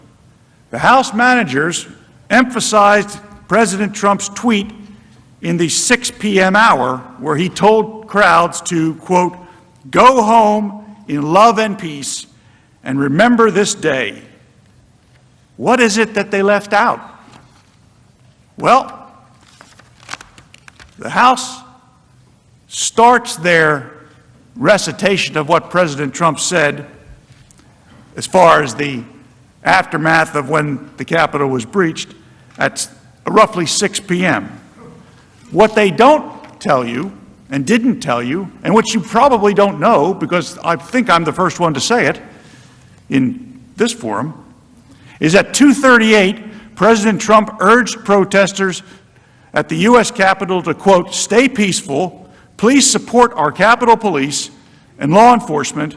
They are truly on the side of our country. Stay peaceful." And before we run the graphic, I just want to point out to you, President Trump's speech ended at 1:11 p.m. So at 2:38 p.m., by the time word reaches the president that there's a problem down here, he's out urging people to support the police, stay peaceful, support our Capitol Police and law enforcement.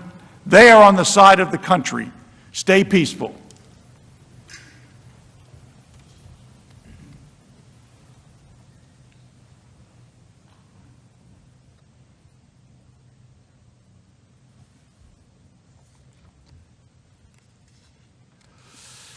At 3:13 p.m., President Trump urged protesters at the U.S. Capitol to remain peaceful. No violence. Remember, we are the party of law and order. Respect the law and our great men and women in blue. 3:13 p.m. President Trump's words couldn't have incited the riot at the Capitol. The day's events make this clear. Let's walk through the actual timeline. At 11:15 a.m., police security camera videos show crowds forming at First Street near the Capitol reflecting pool. This is a full 45 minutes before President Trump even took the stage on January 6th. Let me repeat that. Violent criminals were assembling at the Capitol over a mile away almost an hour before the president uttered a single word on the ellipse. You did not hear that fact during the hours and hours of the House manager's presentation, did you? When the president spoke, what did he call for? He called for rally attendees to peacefully and patriotically make their voices heard, for them to walk down Pennsylvania Avenue to cheer on members of Congress. President Trump went on for more than an hour, ending at 1:11. Now, why is this important? Because of all of the events that I am about to describe, they all occurred before President Trump's remarks concluded. At 12:49 p.m., the first barriers at the U.S. Capitol grounds were pushed over and the crowd entered the restricted area. At 11:05 p.m., Acting Defense Secretary Christopher Miller received open source reports of demonstrator movements to the U.S. Capitol. At 1:09 p.m., U.S. Capitol Police Chief Stephen Sun called the House and Senate Sergeants at Arms telling them he wanted an emergency declared and he wanted the National Guard called. The point? Given the timeline of events, the criminals at the Capitol weren't there at the ellipse to even hear the president's words. They were more than a mile away, engaged in their pre-planned assault on this very building. This was a pre-planned assault, make no mistake, and that is a critical fact. Watch this. Does anyone in this chamber honestly believe that but for the conduct of President Trump, that charged in the article of impeachment, that attack at the Capitol would have occurred? Does anybody believe that? It was not some sort of spontaneous decision by a bunch of, quote, protesters to go up to Capitol Hill and storm Capitol Hill. This was all planned out. How much of it was planned? How much of this was strategized ahead of time? They are getting indications, some evidence that they've seen that indicates that there was some level of planning. There appears to be premeditation. FBI internal report the day before the siege, warning of a violent war at the Capitol. The FBI issued a warning of a, quote, war at the Capitol. The FBI warned law enforcement agencies about this specific attack. Be ready to fight. Congress needs to hear glass breaking, doors being kicked in. We developed some intelligence that a number of individuals were planning to travel to the D.C. area with intentions to cause violence. We immediately shared that information. And they pushed out that information through this JTTF structure. It was immediately disseminated through a written product and briefed through our command post operations to all levels of law enforcement. The FBI says 2 pipe bombs discovered near the Capitol on January 6th were placed there the night before. New video appears to show a person suspected of planting pipe bombs near the U.S. Capitol the night before. The FBI now says the bombs were planted the night before the Capitol siege between 7:30 and 8:30 p.m. They were planted the day before. All goes to the idea of premeditation and coordination among individuals. This was a planned assault as if going after a castle. So to answer the question of the House manager, does anybody believe that this would have occurred but for the speech from Donald Trump? I do.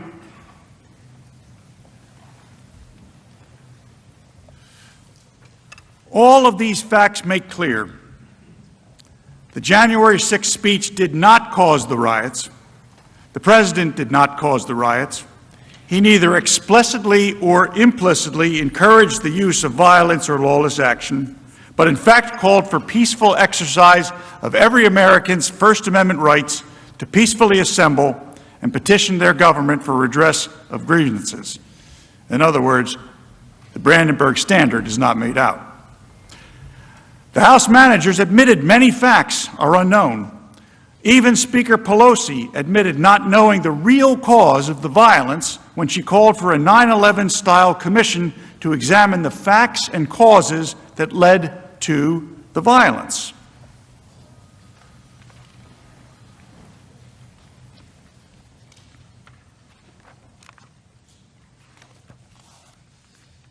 On the screen is Speaker Pelosi's call for the 9/11 Commission.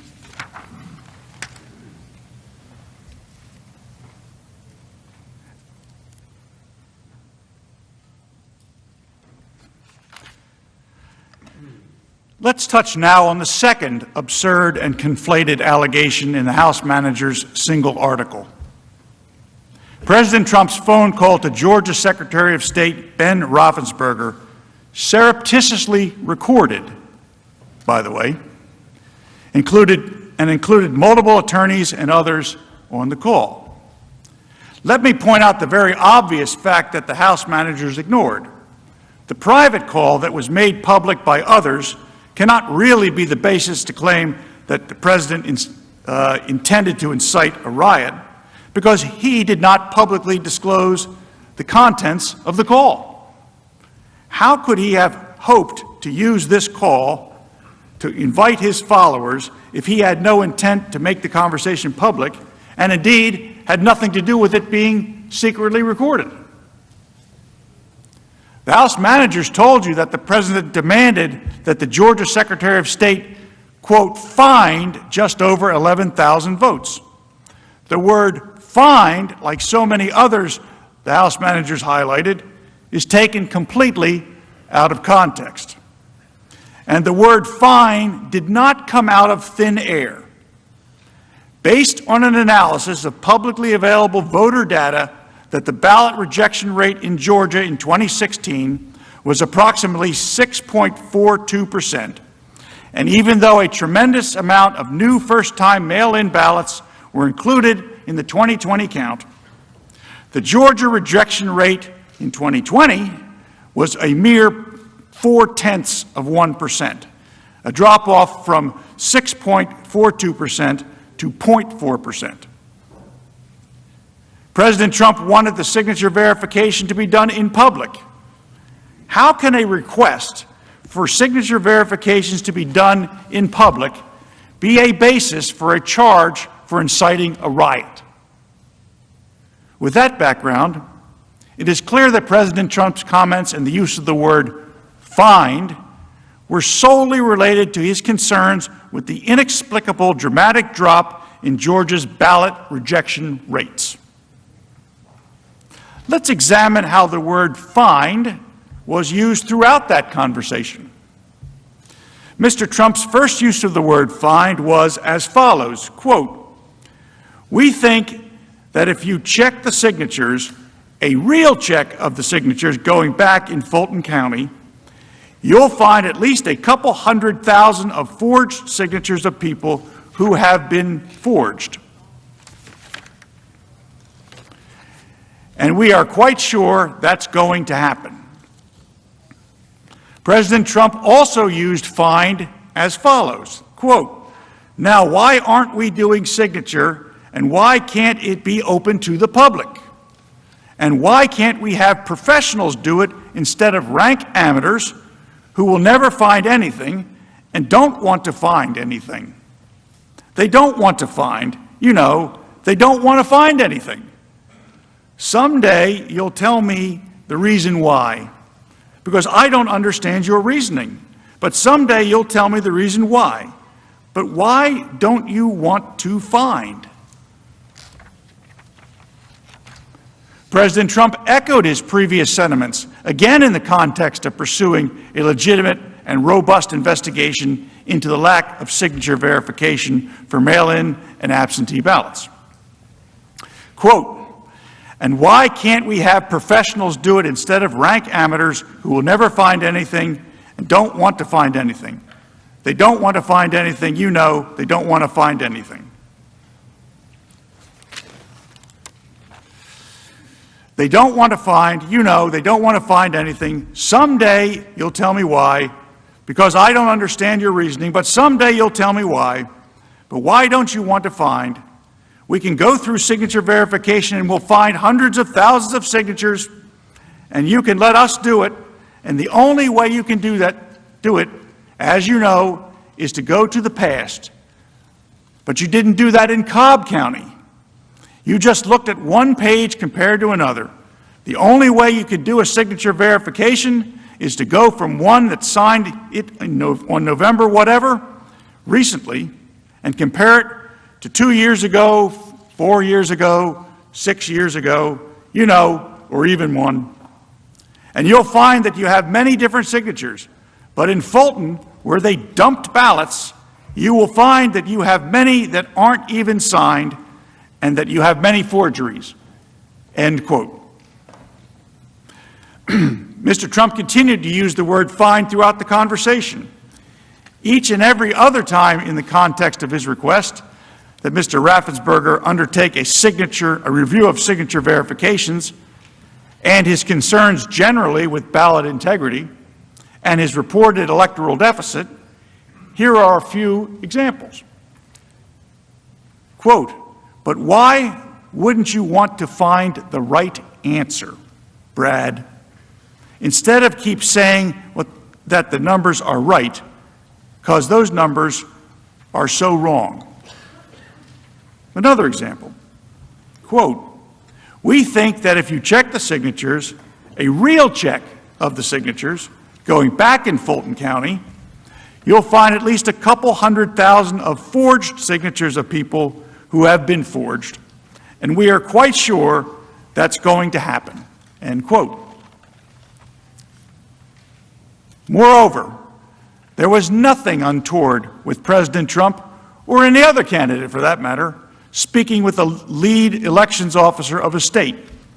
That's why the Georgia Secretary of State took a call along with members of his team, one of whom decided to record it and release it to the press.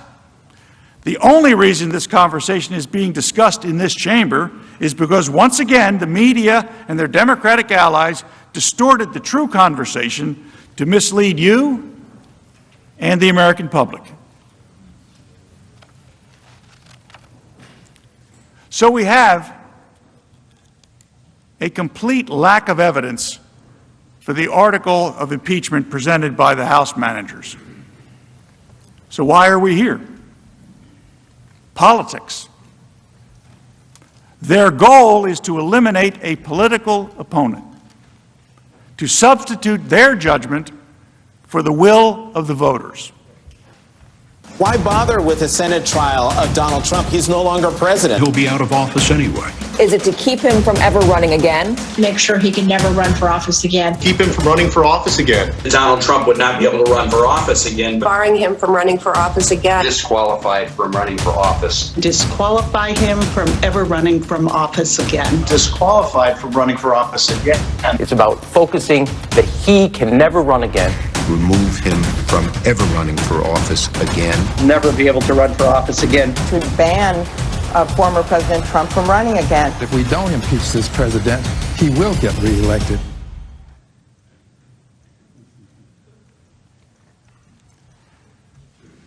The goal is to eliminate a political opponent, to substitute their judgment for the will of the voters. Members of the Senate, our country needs to get back to work. I know that you know that. But instead, we are here. The majority party promised to unify and deliver more COVID relief. But instead, they did this. We will not take most of our time today, us of the defense, in the hopes that you will take back these hours and use them to get delivery of COVID relief to the American people. Let us be clear. This trial is about far more than President Trump. It is about silencing and banning the speech the majority does not agree with. It is about canceling 75 million Trump voters and criminalizing political viewpoints. That is what this trial is really about. It's the only existential issue before us. It asks for constitutional cancel culture to take over in the United States Senate. Are we going to allow canceling and banning and silencing to be sanctioned in this body? To the Democrats who view this as a moment of opportunity, I urge you instead to look to the principles of free expression and free speech. I hope truly that the next time you are in the minority, you don't find yourself in this position. To the Republicans in this chamber, I ask, when you are next in the majority, please resist what will be an overwhelming temptation to do this very same thing to the opposing party.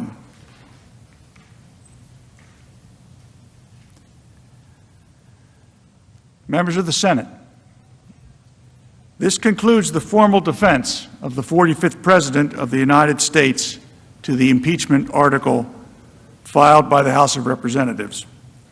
I understand that there is a procedure in place for questions, and we await them Thereafter, we will close on behalf of President Trump. Mr. President, we yield the balance. And I ask unanimous consent. We take a 15-minute recess. Without objection, the Senate will stand in recess.